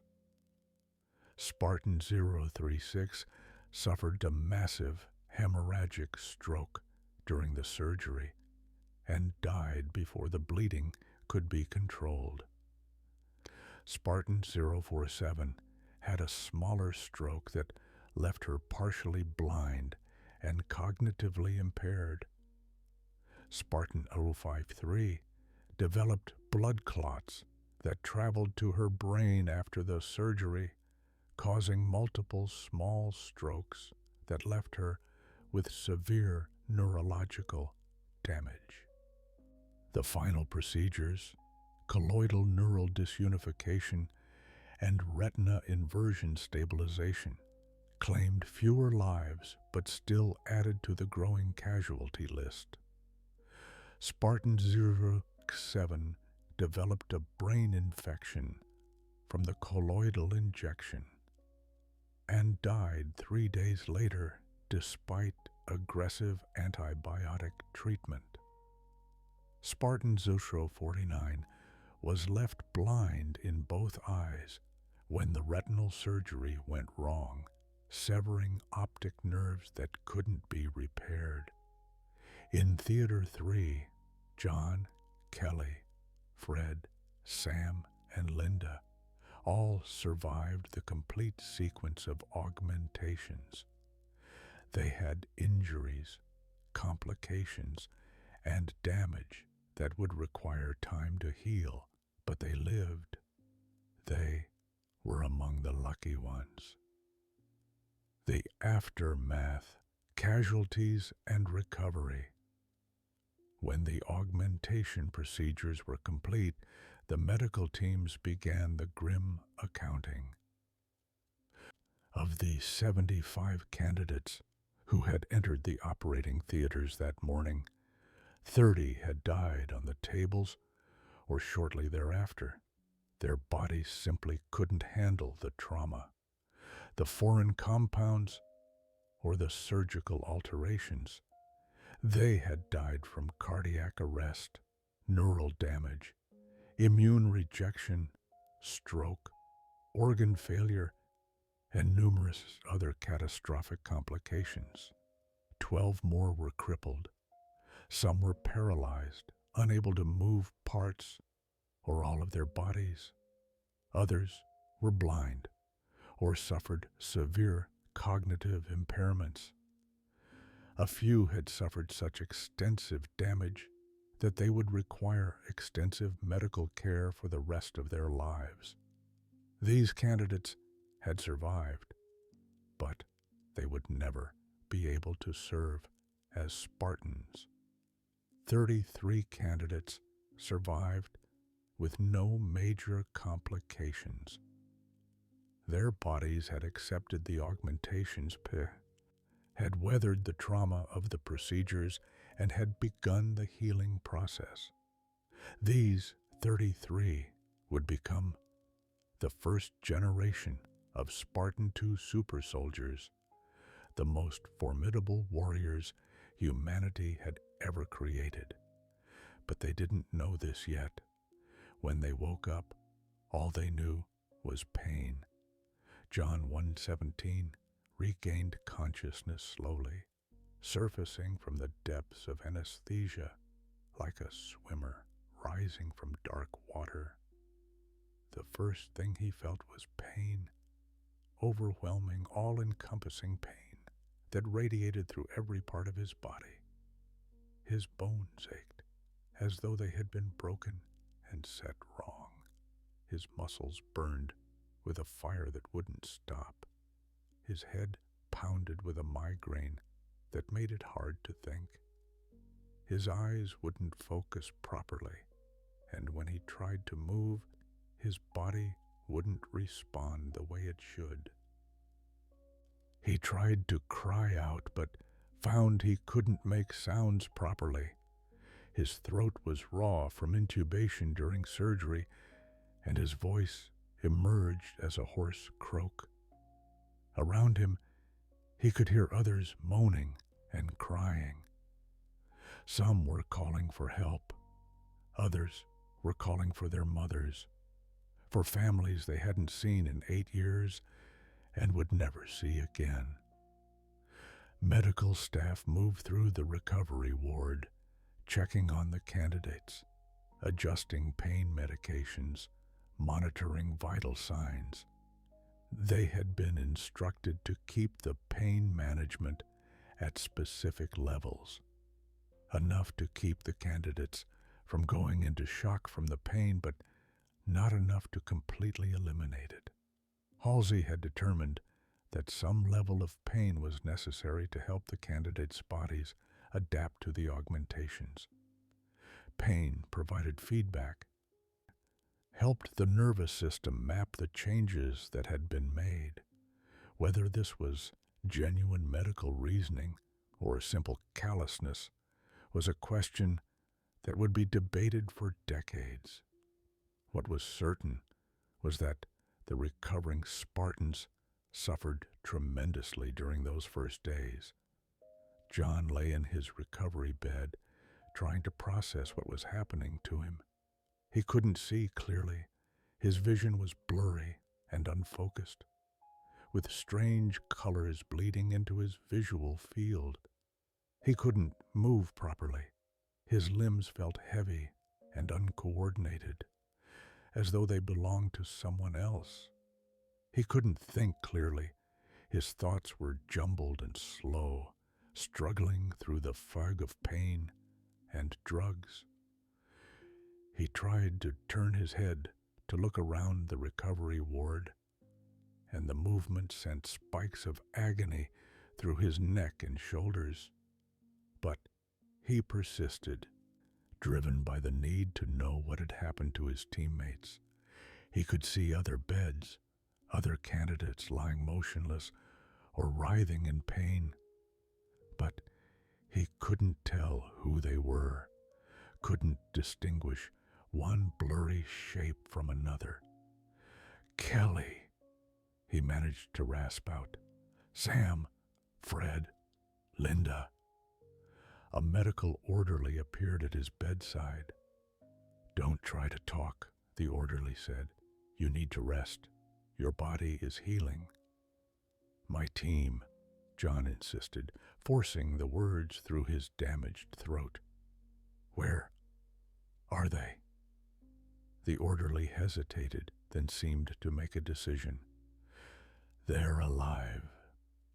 All 5 of you in Theater 3 survived. That's all I can tell you right now. Rest, Spartan. Spartan. Not candidate anymore, not trainee. Spartan. The title carried weight, implied that the transformation was complete.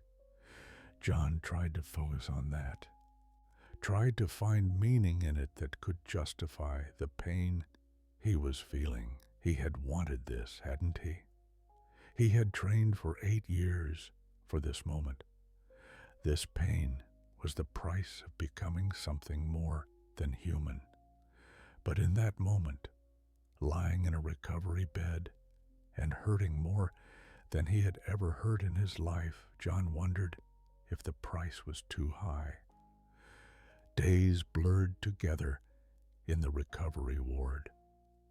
The Spartans, the 33 who had survived without major complications, lay in their beds, their bodies slowly adapting to the changes that had been forced upon them. The pain gradually lessened, though it never fully disappeared. Their bodies were healing, but healing from trauma this extensive took time. Slowly their senses began to adjust. John's vision cleared, and when it did, he found that he could see with unprecedented clarity. Details that would have been invisible before now stood out sharply.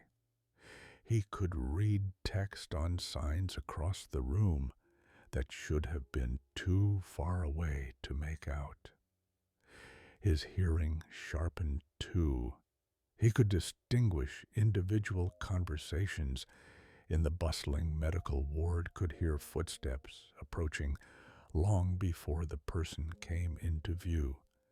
His body began to respond properly to his commands. The uncoordinated heaviness of the first days faded, replaced by a sense of power and capability he had never experienced before. When he finally tried to stand with medical staff supporting him in case he fell, he felt strong, stronger than should have been possible. His muscles responded with force that startled him, and he had to concentrate to moderate his movements so he didn't accidentally damage the equipment around him. The other Spartans were experiencing similar adaptations.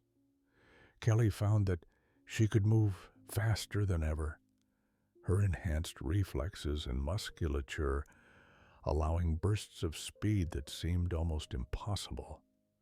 Fred discovered that his mind was processing information more rapidly, making tactical connections with unprecedented swiftness. Linda's vision was so sharp that she could see individual leaves on trees outside the medical facility, hundreds of meters away. But they also learned what the augmentations had cost. Empty beds appeared in the recovery ward as the casualties were removed. Whispered conversations among the medical staff revealed that some of their training companions had died. Others had survived, but would never recover enough to serve as Spartans. The 33 survivors began to understand that they had been incredibly fortunate, or perhaps incredibly strong. They had survived procedures that killed or crippled more than half their companions. They had been transformed into something new, something beyond normal human limitations.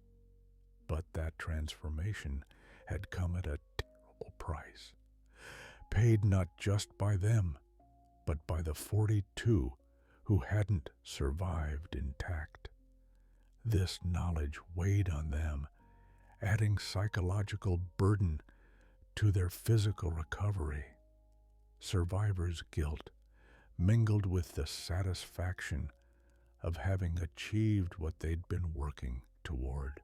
They grieved for lost companions, even as they explored their new capabilities. They wondered why they had survived when others hadn't, questioned whether they deserved this transformation that had been denied to so many of their training mates. Chief Mendez visited the recovery ward regularly during those early days. He walked among the beds, speaking briefly with each surviving Spartan, offering encouragement and projecting confidence. But those who knew him well could see the weight he carried. He had trained 75 children for 8 years. He had known every one of them, had pushed them, and taught them, and in his own way, cared about them. Now, nearly half were gone, and he bore responsibility for having prepared them for procedures that killed them. Dr. Halsey also visited, though her presence generated more complicated reactions. Some Spartans viewed her with something approaching reverence. She had made them what they were, had given them power beyond imagination.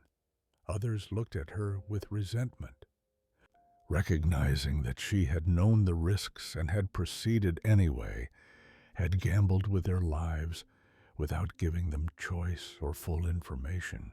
Halsey seemed untroubled by these reactions. She examined each survivor carefully, taking notes on their recovery progress, asking questions about their symptoms and experiences. To her, this was data, valuable information about how the augmentations were performing, what adjustments might be needed for future generations of Spartans.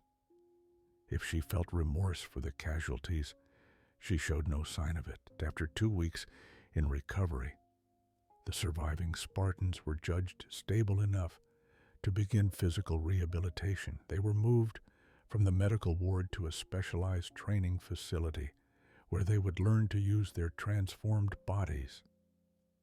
This wouldn't be like their previous training. They were essentially learning to move and fight all over again, adapting to strength, speed, and reflexes that far exceeded their previous capabilities. The rehabilitation was challenging, but also exhilarating. The Spartans discovered capabilities they could barely believe. They could lift objects that should have required multiple people to move. They could run at speeds that blurred the landscape around them. They could react to threats before normal humans would even perceive them. Their enhanced vision let them see clearly in conditions that would leave unaugmented people nearly blind. In one memorable training session, John caught a stun round that was fired at him from 20 meters away. His enhanced reflexes registered the muzzle flash, tracked the round's trajectory, and allowed him to move his hand into position to snatch the round from the air, all in the fraction of a second between the weapon firing and the round reaching him. The training instructor who had fired the shot stared in disbelief. Catching a bullet was supposed to be impossible. But for Spartans, the impossible had become merely difficult, and the difficult had become routine. By March 25, 4 weeks after the augmentation procedures, the 33 surviving Spartans had largely adapted to their new capabilities. They weren't finished with rehabilitation. That would continue for months as their bodies fully adjusted to the changes. But they were functional, capable of operating as soldiers again. Now it was time for the final piece of the transformation, integrating them with Mjolnir-powered armor and preparing them for deployment against humanity's enemies. The Spartan-IIs had been created. Soon they would be unleashed upon an unsuspecting galaxy, and nothing would ever be the same. Chapter 6: Mjolnir, the final component, the armor of demigods.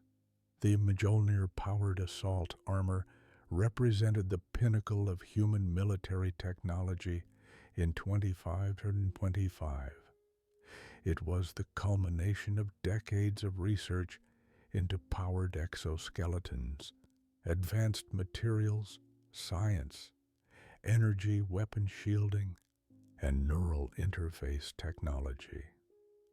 The armor had been developed in parallel with the Spartan-II program itself, designed from the beginning to work in tandem with augmented supersoldiers. Without the armor, Spartans were formidable soldiers, faster, stronger, and more capable than any normal human. But with Mjolnir, they became something else entirely. Walking tanks, each one possessing firepower equivalent to a light vehicle and protection sufficient to withstand hits that would destroy unarmored personnel. The armor multiplied the Spartans' already extraordinary capabilities to levels that seemed to defy the laws of physics. The first generation of Mjolnir armor, designated Mark IV, had been developed on the fortress world of Chiseti IV at a classified Oni research facility. The armor's development had been fraught with challenges, as engineers struggled to create a powered exoskeleton that could amplify its wearer's strength without crushing them with their own enhanced movements. Early prototypes had killed test subjects, their unaugmented bodies unable to withstand the forces generated when the armor's servos responded to neural commands. It was only when the armor's neural interface was calibrated specifically for augmented subjects, people with the bioelectrical transduction enhancement that the Spartan-IIs possessed, that Mjolnir became functional. The armor could read the wearer's neural impulses directly and respond with inhuman precision and speed. When a Spartan thought about moving their arm, the armor's servos would amplify that movement, applying force precisely calculated to match the Spartan's intent while staying within the safe limits of even their enhanced physiology. The armor's construction was a masterwork of engineering. The outer shell was made of layered titanium A battle plate, the same material used in starship armor, but shaped into form-fitting plates that covered every part of the wearer's body. The plates were articulated at hundreds of joints, allowing full range of motion despite the armor's bulk. Beneath the battle plate was a gel layer that regulated temperature, absorbed impacts, and provided additional protection against projectiles and energy weapons. The armor's power was supplied by a miniaturized fusion reactor mounted on the back, capable of providing enough energy to run the suit's systems continuously for years without refueling.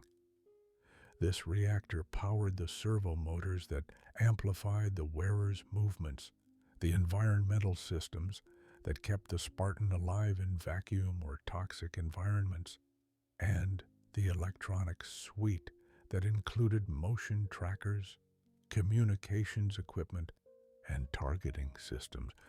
Perhaps most remarkably, the armor included an integrated AI system, a small neural interface port at the base of the skull allowed AI constructs to be uploaded directly into the armor, where they could assist the Spartan with tactical analysis, target identification, sensor management, and countless other tasks. This feature would later prove crucial when John 1:17 was paired with the AI Cortana, creating one of the most effective Spartan AI combat teams in history. The armor's heads-up display projected information directly onto the visor, giving the wearer access to tactical maps, status indicators, ammunition counts, and target tracking without having to look away from the battle. The visor itself was made of a special crystalline matrix that could resist high-velocity impacts while remaining optically clear. It could also be polarized to protect against bright flashes or filter visual input to enhance specific wavelengths. Mjolnir armor wasn't just protective gear, it was a complete weapons platform.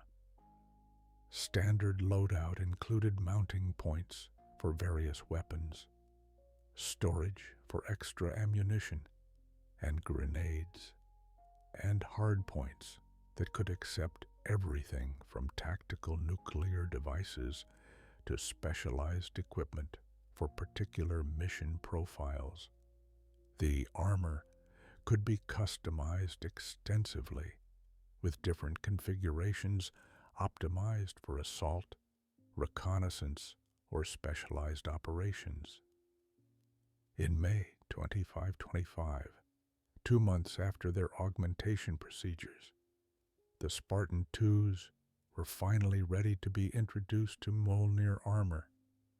They traveled under heavy security to the Chi-SETI-IV testing facility, a journey that marked their first time leaving Reach since their abduction 8 years earlier. First contact with Mjolnir. Power and danger. The Chi-SETI-IV facility was a sprawling complex of laboratories, testing ranges, and manufacturing centers, all heavily fortified and guarded. The Spartans were brought to the main armor laboratory, where 33 Mark IV suits had been prepared, one for each surviving Spartan-II, each one individually fitted to match that Spartan's exact measurements and calibrated for their specific neural patterns. The Spartans stood in a large staging area, looking at the suits arrayed before them on specialized armoring frames. Even standing empty and unpowered, Mjolnir armor was imposing, 7 feet tall, massive in bulk, the dark gray titanium plating gleaming under the laboratory lights. Each suit bore a 3-digit number on the chest plate, the Spartan designation of its intended wearer. Dr. Halsey and a team of armor technicians briefed the Spartans on what they were about to experience. The armor would be donned in sections, legs first, then torso, then arms, and finally the helmet. Each section would be sealed and pressure checked before the next was attached. Once fully suited, the Spartan would activate the armor systems, and the neural interface would establish connection. The armor will feel strange at first, Halsey explained. It will move when you think about moving, but the movement will be amplified far beyond what your body can achieve alone. You'll need to be very careful initially. The armor's limiters are set high for training, but even so, uncontrolled movements can be dangerous. What she didn't emphasize was just how dangerous. Mjolnir armor was so powerful that even the Spartan-IIs, with their enhanced physiology, could accidentally kill someone with a careless gesture. The armor's servos could generate enough force to punch through concrete walls or flip vehicles. In the hands of an untrained wearer, it was as dangerous to allies as to enemies. John 1:17 was the first to be suited up. Technicians guided him onto the armoring platform, and the process began. The armor's leg sections clamped onto his legs with a hiss of pneumatic seals. The torso section, the heaviest piece, was lowered onto him from above, its weight supported by the platform's servos until it locked into place. Arms were attached next, and finally the helmet, which sealed with a decisive click. For a moment, John stood immobile in the unpowered armor, feeling its weight pressing down on him. Even with his enhanced strength, the armor was heavy. Over 500 kilograms of titanium servos and electronics. He couldn't move in it without power. He could barely breathe against its weight. Then, a technician activated the armor's systems. John felt a surge of something. It wasn't quite sensation, wasn't quite thought. The neural interface was connecting. The armor's systems reading his neural patterns and syncing with them. Status indicators appeared on his heads-up display showing green lights as each system came online. The fusion reactor hummed to life on his back, and suddenly the weight disappeared. The armor moved when he thought about moving, not sluggishly, despite its mass, but with frightening speed and responsiveness.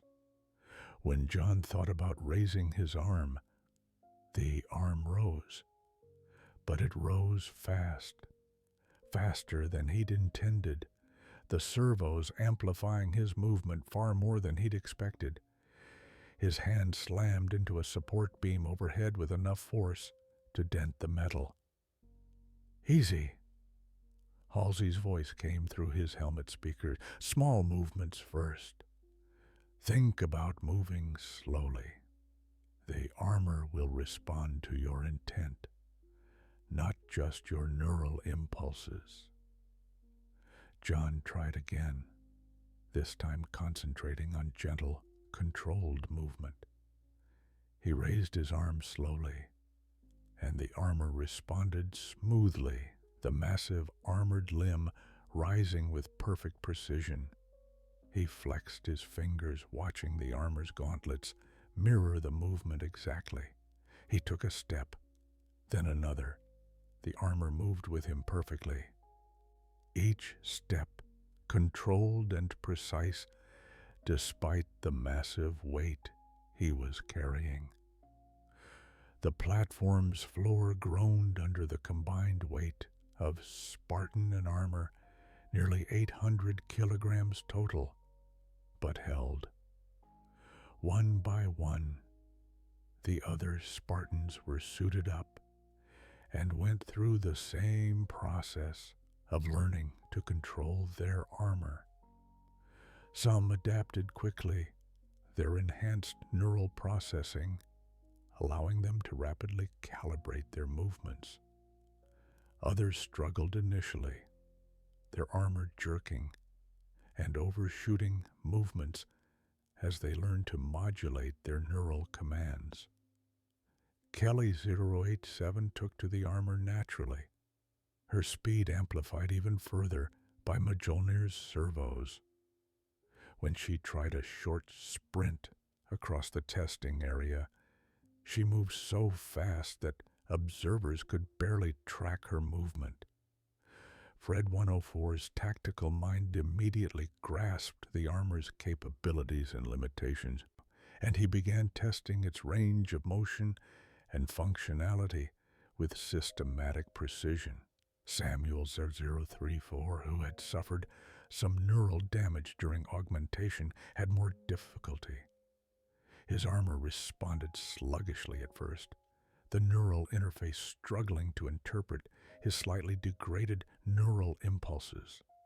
But the armor's AI systems compensated, learning his patterns and adapting to his specific neural signature.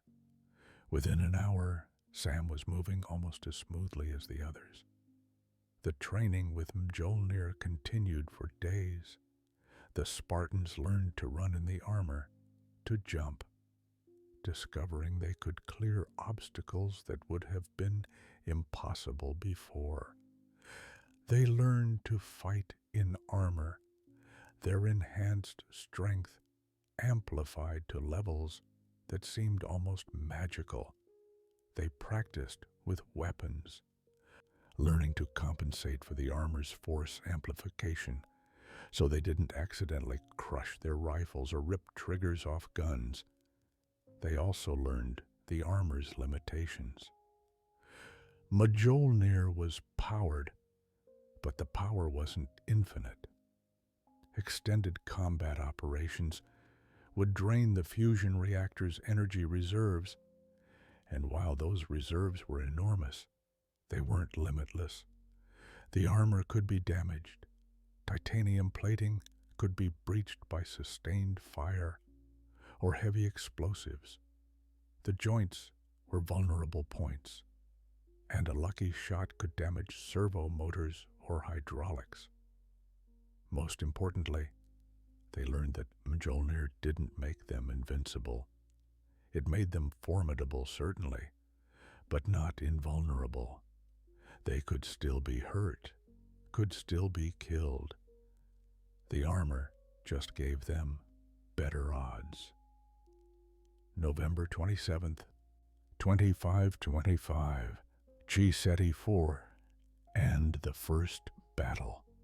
The Spartans' training with Mjolnir was cut short by events beyond Oni's control.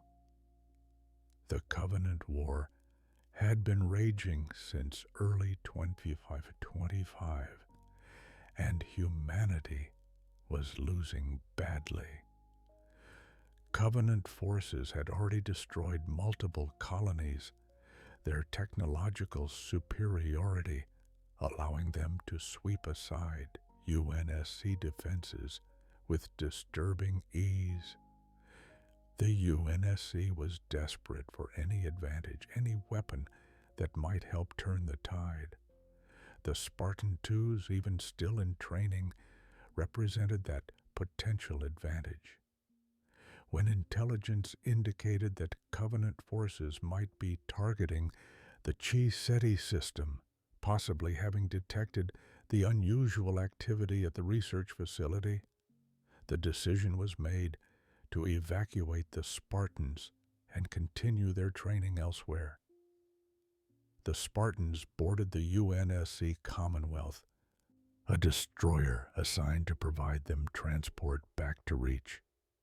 But before the Commonwealth could complete its jump to slip space, the ship's sensors detected a Covenant vessel entering the system. The enemy ship was identified as a light cruiser, smaller than UNSC heavy warships, but still more than a match for a single destroyer. Captain Wallace, aboard the Commonwealth, faced a terrible decision. His ship couldn't defeat the Covenant cruiser in straight combat. Covenant ships were simply too advanced, too well armed. But he couldn't run without completing the evacuation of the Chi-Seti facility, and that evacuation would take time. He needed to buy that time somehow. John 1:17 approached Captain Wallace on the bridge. The 14-year-old Spartan, standing over 7 feet tall in his Mjolnir armor, presented a striking figure. He proposed a solution.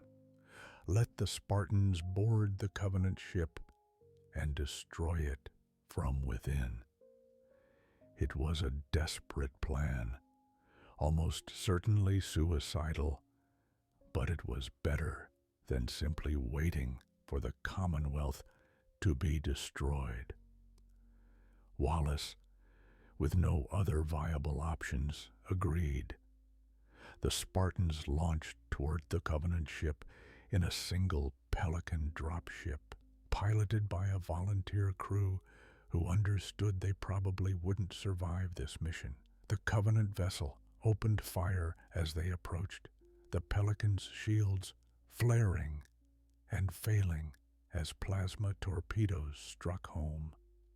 But the dropship survived long enough to get close, and the Spartans made their assault. They breached the Covenant hull using explosive charges, creating an opening that led into the ship's interior. Then they went in, 12 Spartans in Mjolnir armor, led by John 1:17, plunging into their first real combat against humanity's most dangerous enemy. The interior of the Covenant ship was alien and disorienting. Purple-lit corridors with strange architecture, gravity that felt slightly off, air that carried unfamiliar scents. But the Spartans had trained for hostile environments, had learned to adapt rapidly to unexpected situations. They moved through the ship in tactical formation, weapons ready, motion trackers showing enemy positions. The first contact with Covenant forces was shocking, despite their training. The Sangheli warriors they encountered were tall, strong, and incredibly dangerous. Elite soldiers who had been fighting wars for centuries. The aliens wore energy shields that could absorb multiple hits, and they wielded plasma weapons that could burn through Mjolnir armor with sustained fire. But the Spartans had advantages of their own. They had surprise. The Covenant hadn't expected borders, hadn't anticipated that humans could possibly mount such an audacious assault. They had coordination. Years of training together meant they moved as a single unit, each Spartan instinctively understanding their role and executing it flawlessly. And they had Mjolnir armor, which gave them strength and protection beyond anything the Covenant had faced from human forces before. The battle inside the Covenant ship was brutal and close quarters. The Spartans moved through corridors, clearing compartments, engaging Covenant forces with ruthless efficiency. They used every skill they'd learned: tactical movement, coordinated fire, close combat techniques. John personally killed a Sangheli warrior in hand-to-hand combat, his armored fists delivering blows that crushed the alien's bones, even through its energy shields. The Spartans fought their way to the ship's reactor core, where they planted explosive charges with timers set for 2 minutes. Then they fought their way back toward their breach point, moving fast because they knew the clock was ticking. They almost made it. Samuel 0034 was bringing up the rear, providing covering fire for the retreat, when a plasma bolt struck his armor directly on a joint seal. The superheated plasma burned through the seal and into Sam's suit, breaching the armor's environment seal. In the vacuum of space, that breach would be fatal. Sam would decompress and die within seconds. John ordered the other Spartans to continue to the Pelican. He stayed with Sam, trying desperately to seal the breach, to find some way to save his friend and brother. But there wasn't time. The charges were ticking down, and the Pelican couldn't wait. Sam knew this. He knew the mathematics of the situation as clearly as John did. He made the only decision that made sense. He refused to leave. He physically pushed John toward the breach point, telling him to get to the Pelican to save the others. He would stay and manually detonate the charges, ensuring the ship was destroyed. John 1:17 faced an impossible choice: abandon his friend to certain death, or stay and let the mission and all the other Spartans die. When the Pelican left without them, it was a choice no 14-year-old should have to make. It was a choice no one should have to make. John made it. He went to the Pelican, leaving Sam behind. The charges detonated, destroying the Covenant ship's reactor. The vessel broke apart in a cascade of secondary explosions, torn apart from within by forces it couldn't contain.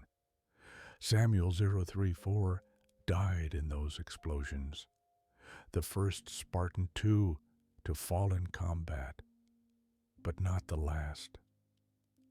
The Commonwealth escaped with the surviving Spartans aboard.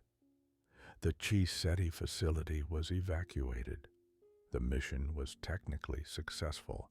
The Covenant threat had been eliminated, and the Spartans had been preserved for future operations. But the cost was clear. John 1:17 stood in the Commonwealth's hangar bay, still in his armor, staring at the empty space where Sam's armor would have stood if he had made it back. The other Spartans gathered around him silent, processing the loss of their brother.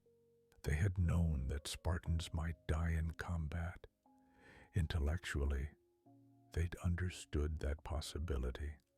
But knowing it intellectually and experiencing it were very different things. Chief Mendez found John in the hangar hours later, still standing in the same spot, still staring at nothing. The old instructor didn't say anything at first, just stood beside his former student, sharing the weight of loss. Finally, John spoke. "I left him behind, sir." "You completed the mission," Mendez replied. "You saved the rest of your team. That's what leaders do. They make the hard choices. It was the wrong choice. It was the only choice." Mendez corrected him gently. "Sam knew that. That's why he stayed. He made his choice so you wouldn't have to make yours." John didn't respond, and Mendez didn't push. There wasn't anything more to say. The Spartans had been trained for war. Now they had experienced it. Now they understood what it truly meant to be soldiers. The Commonwealth returned to Reach, carrying 32 Spartan-IIs instead of 33. The program's casualties now numbered 43. 30 killed during augmentation, 12 crippled, and 1 fallen in combat. 32 remained, and they would have to be enough, because the war was only beginning, and humanity needed its Spartans more than ever. 2525 to 2552. The war years and the Spartan legend after Chi-Seti IV. The Spartan-IIs were officially cleared for combat operations. Throughout late 2525 and into 2526, they were deployed on increasingly dangerous missions against insurrectionist targets. These operations served dual purposes. They gave the Spartans real combat experience, and they ruthlessly suppressed the remaining colonial rebellions that diverted resources from the fight against the Covenant. The Spartans proved devastatingly effective against insurrectionist forces. A single Spartan team could accomplish what would have required entire companies of conventional troops. They conducted surgical strikes against rebel leadership, eliminated hidden bases, and generally dismantled the insurrection with brutal efficiency. The rebels, accustomed to fighting regular UNSC forces, had no defense against armored supersoldiers who could appear without warning, accomplish their objectives with overwhelming force, and vanish before reinforcements could arrive. But the insurrection was merely a proving ground. The real war, the war for humanity's survival, was against the Covenant, and as that war intensified, the Spartans found themselves deployed against increasingly desperate odds. The Covenant War tested the Spartans in ways their training had only partially prepared them for. They fought on dozens of worlds against enemies whose technology made even Mjolnir armored Spartans seem vulnerable. They faced Sangheli warriors whose combat skills matched their own, megalic golo pairs whose fuel rod cannons could kill even through Spartan armor, and hordes of Ungoi and Kigyar whose sheer numbers sometimes overwhelmed tactical genius. The Spartans adapted. They learned Covenant tactics, studied enemy weapons, and developed countermeasures for alien technology. They became experts in asymmetric warfare, using human determination and tactical creativity to offset Covenant technological advantages. They learned when to fight and when to withdraw, when to hold ground and when sacrificing territory would save lives. They also learned loss. More Spartans fell in combat. Kurt 051 vanished during a classified operation and was presumed dead, though in reality he'd been recruited by Oni for an even more classified program. Other Spartans died in glassing events, killed when entire colonies were destroyed by Covenant orbital bombardment. Some were lost in space when their ships were destroyed. Others fell in ground combat, overwhelmed by enemies or simply unlucky in where plasma bolts struck their armor. By 2552, only a handful of Spartan-IIs remained active. John 1:17, now universally known as the Master Chief, led what remained of his original training group. Kelly, Fred, Linda, and a few others continued to fight alongside him. They had become legends within the UNSC. Stories of Spartans accomplishing impossible missions spread through the military ranks, inspiring desperate soldiers and terrifying enemies. The legend grew with each engagement. Spartans who destroyed Covenant warships single-handedly. Spartans who held off entire invasion forces to buy time for evacuations. Spartans who infiltrated enemy installations thought to be impregnable. The truth was often less dramatic than the legends, but the legends served a purpose. They gave humanity hope in its darkest hours. In 2552, When Reach fell to the Covenant, the Master Chief was there. When the Pillar of Autumn crashed on Installation 04, the first halo ring humans had encountered, John 1:17 was aboard. When that ring was destroyed, preventing the Covenant from activating a weapon that would have exterminated all life in the galaxy. It was John who pressed the detonator. The Spartan-II program, conceived in desperation and birthed in controversy, had produced humanity's greatest champions. But it had also produced something else, a stark example of the moral compromises necessary for survival in a hostile galaxy. The Spartans were heroes, certainly, but they were also victims. Children stolen from their families, transformed into weapons, and sent to fight wars they hadn't chosen.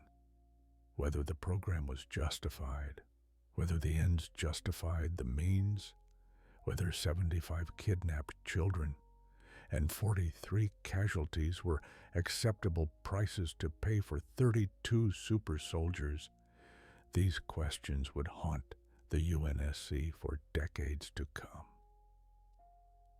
The Spartans themselves seemed unconcerned with such philosophical debates. They had been trained for a purpose, augmented for that purpose, and they executed it with unwavering commitment.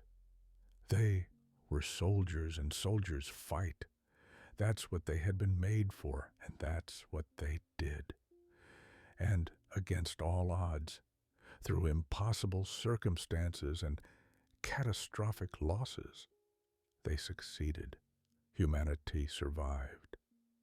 The Covenant War was eventually won, largely thanks to Spartans who refused to give up no matter how desperate the situation became. The Spartan-IIs had achieved what they were created for. They had become humanity's protectors, its champions, its last hope in the darkest timeline. The cost was almost unimaginable. Kidnapping, traumatic transformation, lives consumed by endless war. But the result was equally undeniable. They saved humanity from extinction. Whether that made the Spartan-II program a triumph or a tragedy depends entirely on perspective. For the galaxy, it was salvation. For the Spartans themselves, it was simply their reality, the only one they had ever truly known. Chapter 7: Legacy and Ethics. The Price of Survival.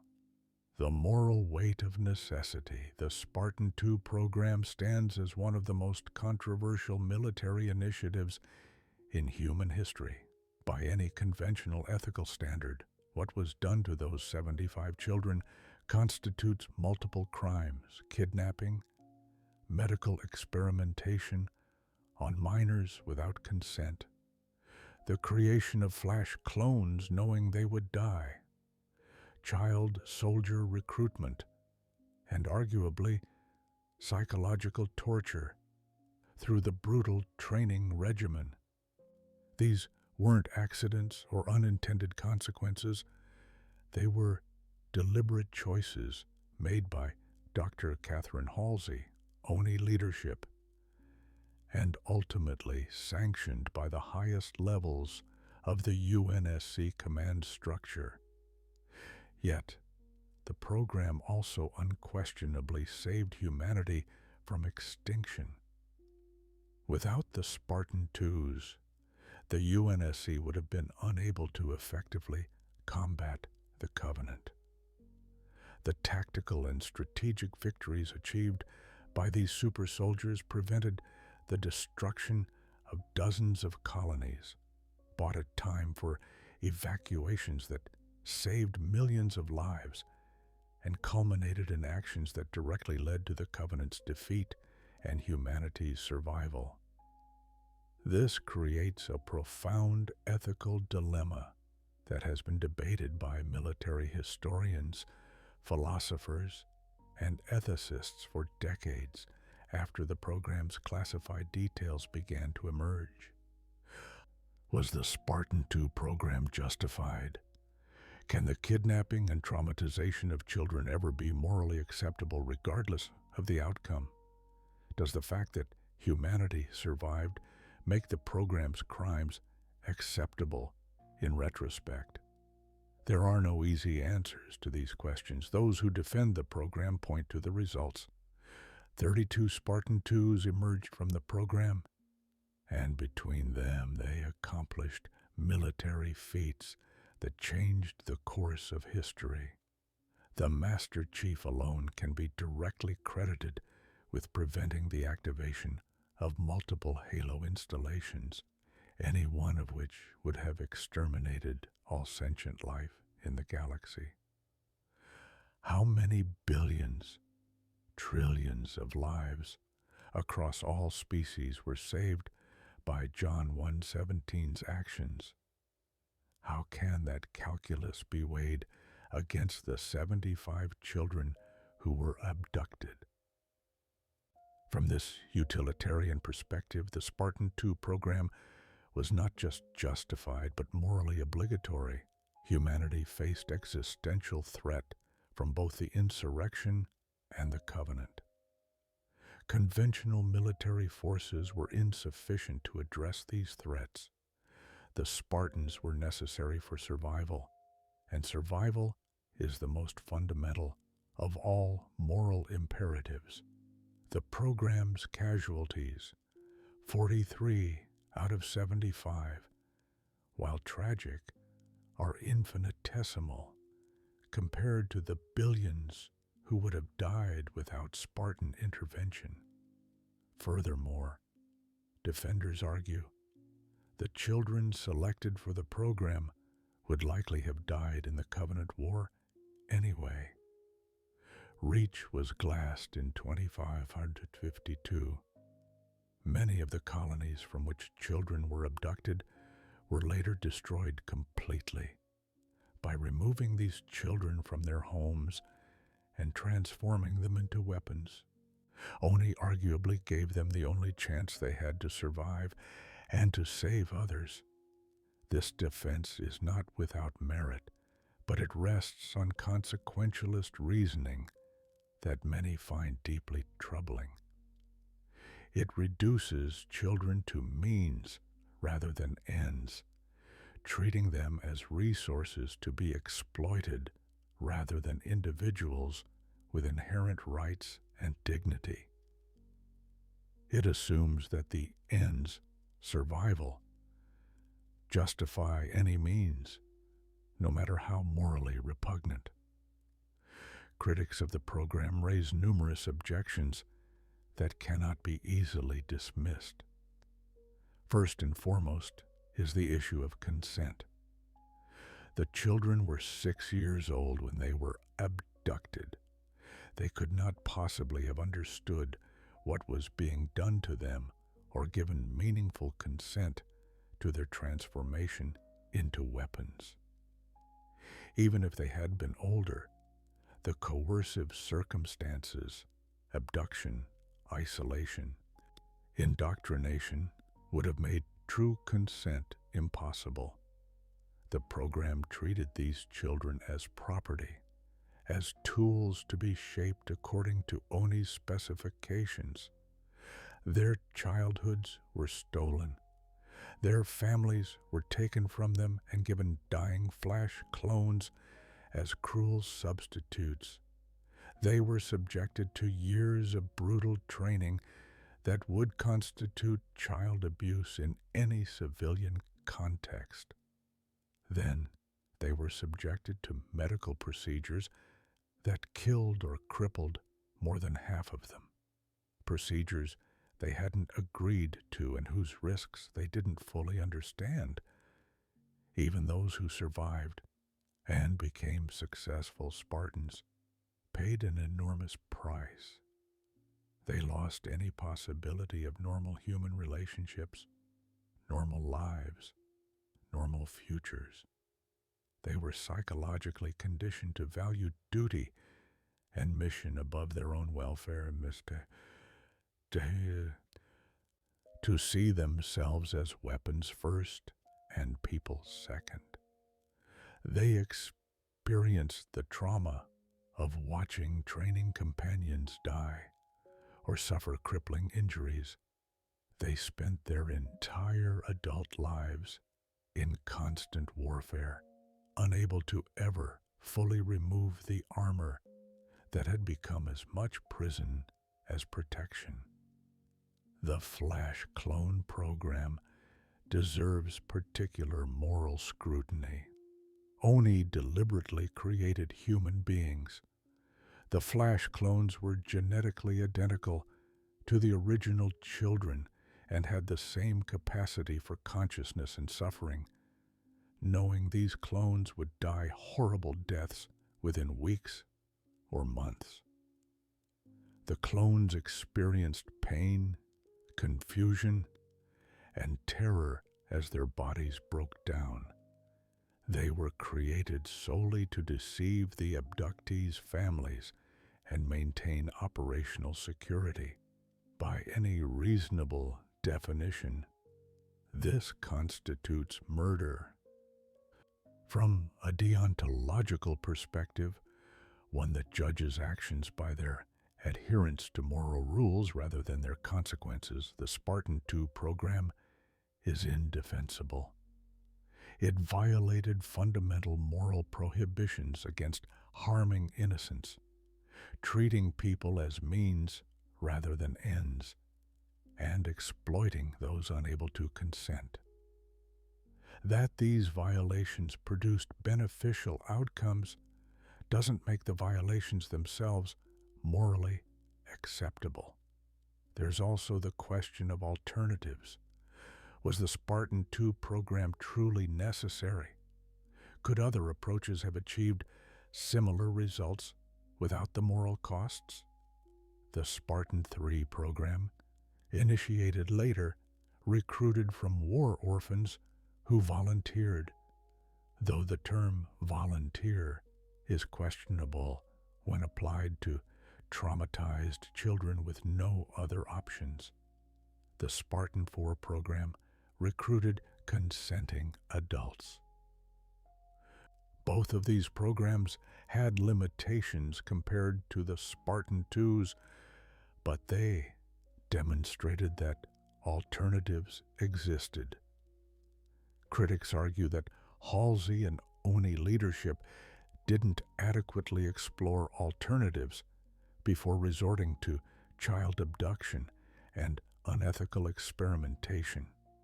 They point out that much of the program's methodology was driven not by pure military necessity, but by Halsey's personal obsessions and Oni's institutional tendency towards secrecy and extreme measures. A less ethically compromised organization might have found ways to create effective supersoldiers without committing crimes against children. The Spartan's own perspective. Interestingly, when the surviving Spartan-IIs have been asked about the ethics of the program, most defend it without reservation. John 1:17, Kelly 087, Fred 104, and others have consistently maintained that they don't regret their transformation, that they're proud of what they've accomplished, and that they would make the same choice again if given the option. This perspective must be taken seriously. These are the people most directly affected by the program, and their views carry significant weight. If the Spartans themselves don't feel victimized, if they find meaning and purpose in their roles as humanity's protectors, does that mitigate the program's ethical problems? Perhaps, but there are complications. The Spartans were psychologically conditioned from age 6 to value their role as soldiers above all else. They were indoctrinated to see their transformation as noble and necessary. They've never experienced normal human life and thus lack the frame of reference to understand what they've lost. Their defense of the program might reflect successful brainwashing rather than genuine, informed consent. Moreover, the Spartans who defend the program are the survivors, the ones for whom the augmentation succeeded. The 30 children who died during augmentation procedures don't get to weigh in on whether their deaths were acceptable costs. Neither do the 12 who were crippled, whose dreams of becoming Spartans were crushed along with their bodies. The perspective of the program's casualties is permanently lost, which skews any assessment based on the survivors' views. Some Spartans have expressed more complicated feelings about their creation. Kurt 051, before his death, showed signs of deep guilt about his role in training Spartan threes, children who would be sent on suicide missions. His feelings about the Spartan-II program were never fully documented, but his actions suggest someone struggling with the ethics of creating child soldiers. Maria 062, one of the few Spartans who retired from active service, chose a civilian life, perhaps suggesting ambivalence about her role as a perpetual warrior. The Spartan's psychology is itself a legacy of the program's ethical compromises. They were deliberately shaped to be unable to question their purpose, to find meaning only in combat and service, to suppress normal human needs for connection, autonomy, and self-determination. That they now defend the program that shaped them doesn't necessarily validate the program. It might simply demonstrate how thoroughly they were broken and rebuilt according to someone else's specifications. Catherine Halsey, architect and monster. No discussion of the Spartan-II program's ethics can avoid confronting its creator. Dr. Catherine Halsey stands as one of the most controversial figures in UNSC history, simultaneously revered as humanity's savior and reviled as a war criminal who committed atrocities against children. Halsey's brilliance is undeniable. She possessed one of the most formidable intellects of her generation, making breakthrough discoveries in fields ranging from neural physics to artificial intelligence. The Spartan-II program, for all its moral problems, represented a staggering achievement in biotechnology and military science. Mjolnir armor similarly pushed the boundaries of what humans thought possible. Without Halsey's genius, humanity would likely have been exterminated by the Covenant. But genius doesn't excuse atrocity. Halsey knew exactly what she was doing when she abducted those children. She understood the suffering the Flash clones would experience. She knew the augmentation procedures would kill or cripple many candidates. She made these choices deliberately, calculating that the benefits outweighed the costs. But the costs were paid by children who never consented, and who she deliberately deprived of any alternative. Halsey's personal journals, which were partially declassified decades after the program's initiation, reveal a complex psychology. She clearly cared about the Spartans in her own way, tracking their development with obsessive attention to detail and expressing what appears to be genuine pride in their achievements. She refers to them using language suggesting maternal affection, calling them "my Spartans," and expressing grief when they died. Yet this affection coexisted with a chilling willingness to sacrifice them for her goals. When the augmentation procedures killed 30 children, Halsey's journal entries focused primarily on adjusting protocols for future programs, with only perfunctory acknowledgement of the human cost. She viewed the casualties not as tragedies, but as data points, acceptable losses in pursuit of a greater objective. This dichotomy suggests someone who could compartmentalize ruthlessly, separating genuine emotional connection from ethical considerations. Halsey appears to have truly believed that her choices were necessary and justified, that the ends of saving humanity excused any means. Whether this belief stemmed from genuine moral reasoning or from psychological mechanisms that allowed her to rationalize her crimes is impossible to determine with certainty. What's clear is that Halsey never showed public remorse for the SPARTAN-II program's methodology.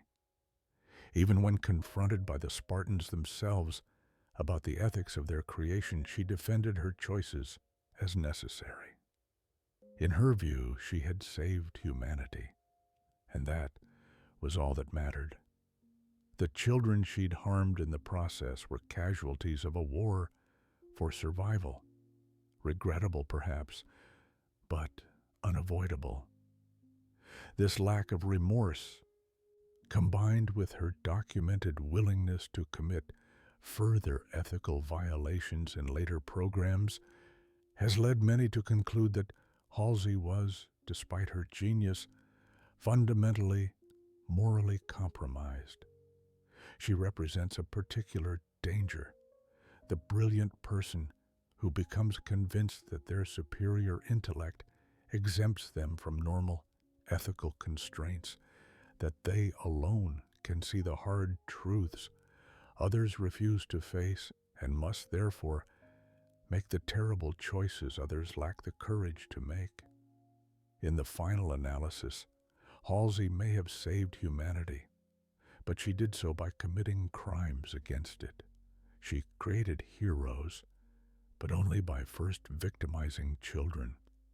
Her legacy is inseparable from both achievements and atrocities, and any complete accounting of her life must acknowledge both sides of this ledger.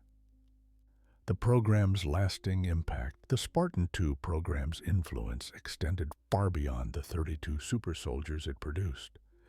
It established precedents, changed military culture, and shaped humanity's approach to warfare for generations. Most directly, it led to subsequent Spartan programs. The SPARTAN-III program, launched in 2031, built directly on technologies and methodologies developed for the Spartan-IIs while attempting to address some ethical concerns, recruiting from war orphans who volunteered rather than abducted children, though the ethics of voluntary recruitment of traumatized minors remain questionable. The Spartan-IV program, initiated after the Covenant War, finally created Spartans from consenting adults, though it too relied on technologies proven in the morally compromised earlier program. Each successive program was less ethically problematic than its predecessor, but each also built on foundations laid by the SPARTAN-II program. The question becomes, can technologies derived from unethical research ever be used ethically? If the augmentation procedures that killed 30 children enabled the creation of adult Spartans who volunteer for the transformation, does that retroactively justify the earlier deaths? Or does it simply compound the original crime by perpetuating its legacy? The program also established a precedent for extreme measures in the name of survival. ONI leadership learned that they could commit serious ethical violations, could abduct children and kill them through medical experimentation, and as long as they produced useful results, they would face no meaningful consequences. This lesson emboldened later ONI operations that pushed ethical boundaries even further, contributing to a culture of anything goes that many believe corroded the UNSC's moral foundations. At the same time, the program demonstrated that humans could augment themselves beyond normal limitations, could become something more than baseline humanity.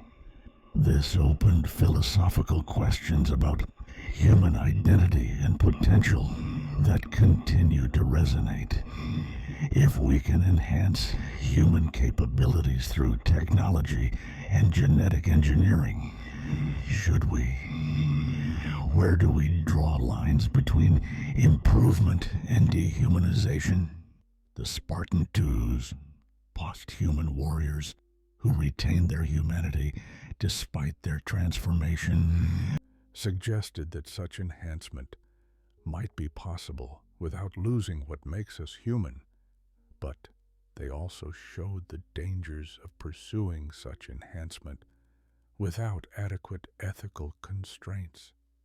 The program's success also created the Spartan myth, the widespread belief throughout the UNSC that Spartans were invincible, that a single Spartan could turn the tide of any battle, that their presence guaranteed victory. This myth had both positive and negative effects. Positively, it provided hope to desperate soldiers and terrified civilians. Negatively, it led to Spartans being deployed in impossible situations, expected to accomplish miracles, and dying when reality failed to match the legend. For the Spartans themselves, the myth was a burden. They were expected to always succeed, to never fail, to sacrifice everything for victory. They couldn't show weakness or doubt without undermining the legend that humanity needed them to embody. They became symbols as much as soldiers, trapped by expectations they couldn't possibly fulfill, but couldn't refuse without betraying everything they'd been created for. Could it happen again? Perhaps the most disturbing question raised by the SPARTAN-II program is whether similar ethical compromises might be made in future crises. The program succeeded. It achieved its objectives and saved humanity. Does that success make it more likely that future leadership would authorize similar violations of human rights when faced with existential threats? The answer is uncomfortably likely to be yes. The program established that in sufficiently desperate circumstances, normal ethical constraints can be suspended. It demonstrated that people will accept, even celebrate, actions they would normally consider monstrous if those actions produce results perceived as necessary for survival. It showed that accountability for ethical violations can be avoided indefinitely through classification and secrecy. These are dangerous precedents. They create a framework where any sufficiently serious threat can be used to justify any response, no matter how morally problematic. They suggest that ethics are luxuries for peaceful times, to be discarded when survival is at stake.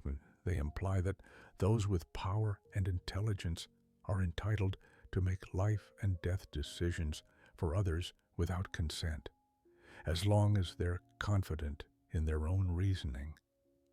Perhaps most dangerously, they establish that victims of unethical programs can be psychologically conditioned to defend those programs. The Spartans' own voices have been used to justify the program that harmed them, their success held up as proof that the ends justified the means. This creates a template for future abuse. Harm people, condition them to accept that harm as necessary, then point to their acquiescence as validation. Whether humanity will repeat the mistakes of the Spartan-II program depends on whether we learn its lessons.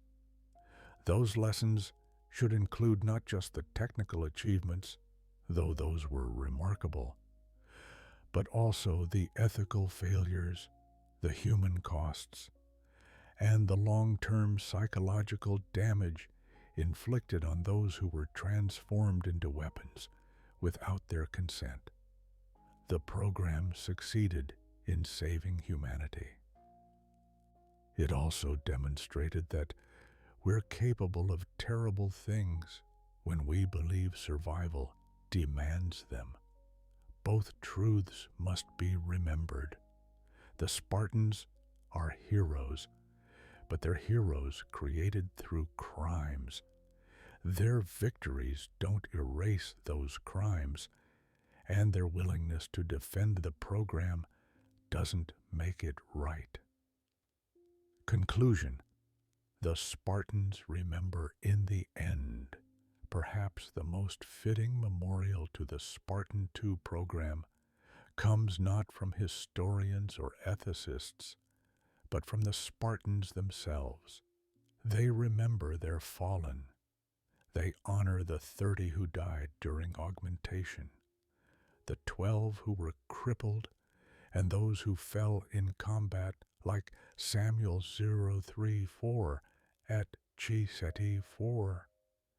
They carry these losses with them, part of the psychological weight they bear as survivors of a program that killed or crippled more candidates than it produced. John 1:17 has been observed on multiple occasions visiting Memorial Park on Reach, before the planet's glassing, to stand before markers honoring fallen Spartans. He never speaks during these visits, just stands in silence, remembering. Other Spartans have similar rituals, ways of acknowledging that their transformation came at terrible cost, that their power was purchased with the suffering and death of children who were their brothers and sisters.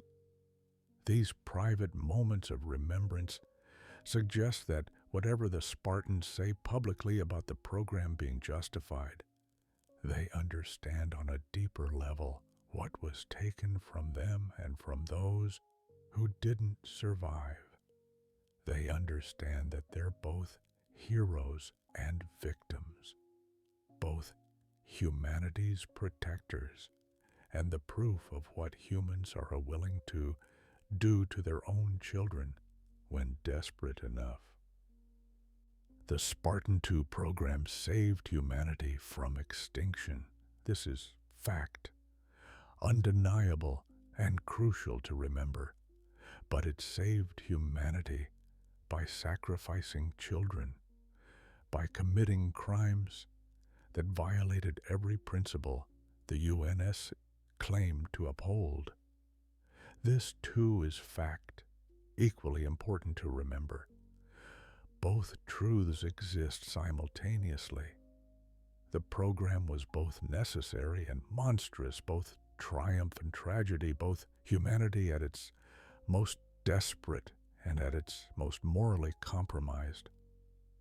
Only by acknowledging this complexity can we truly understand what the Spartan-IIs represent.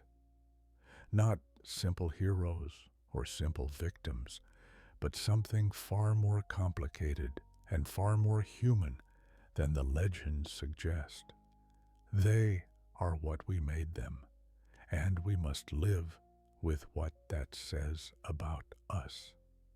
Thank you for joining us on this comprehensive, deep dive into the Spartan-II program. The story of these remarkable warriors, from their selection and abduction through their transformation and their legendary service, represents one of the most significant and controversial chapters in Halo lore. These weren't just super soldiers created through advanced science. They were children stolen from their homes, transformed through procedures that killed nearly half of them, and conditioned to fight in wars they never chose. Yet they became humanity's greatest champions, achieving victories that seemed impossible, and ultimately helping to save their species from extinction. The ethical questions raised by their creation remain deeply relevant. In an age where we continue to push the boundaries of human enhancement, where we debate the limits of what we should do in pursuit of what we can do, the story of the Spartan-IIs serves as both inspiration and warning. Their power came at terrible cost, and we must never forget what that cost was or who paid it. If you enjoyed this exploration of the Spartan-II program and want more deep dives into Halo lore, please consider liking this video and subscribing to Archivum Halo. We're dedicated to bringing you comprehensive, canon-accurate examinations of the Halo universe's most fascinating stories, presented in a calm, immersive format, perfect for deep listening or falling asleep to. Your support helps us continue creating this content, diving into the rich history of the Halo universe, one topic at a time. Whether it's the Forerunners' ancient war with the Flood, the rise and fall of the Covenant, or the stories of individual characters and factions, we're here to explore it all with the depth and respect this incredible universe deserves. Until next time, Spartans never die. They're just missing in action.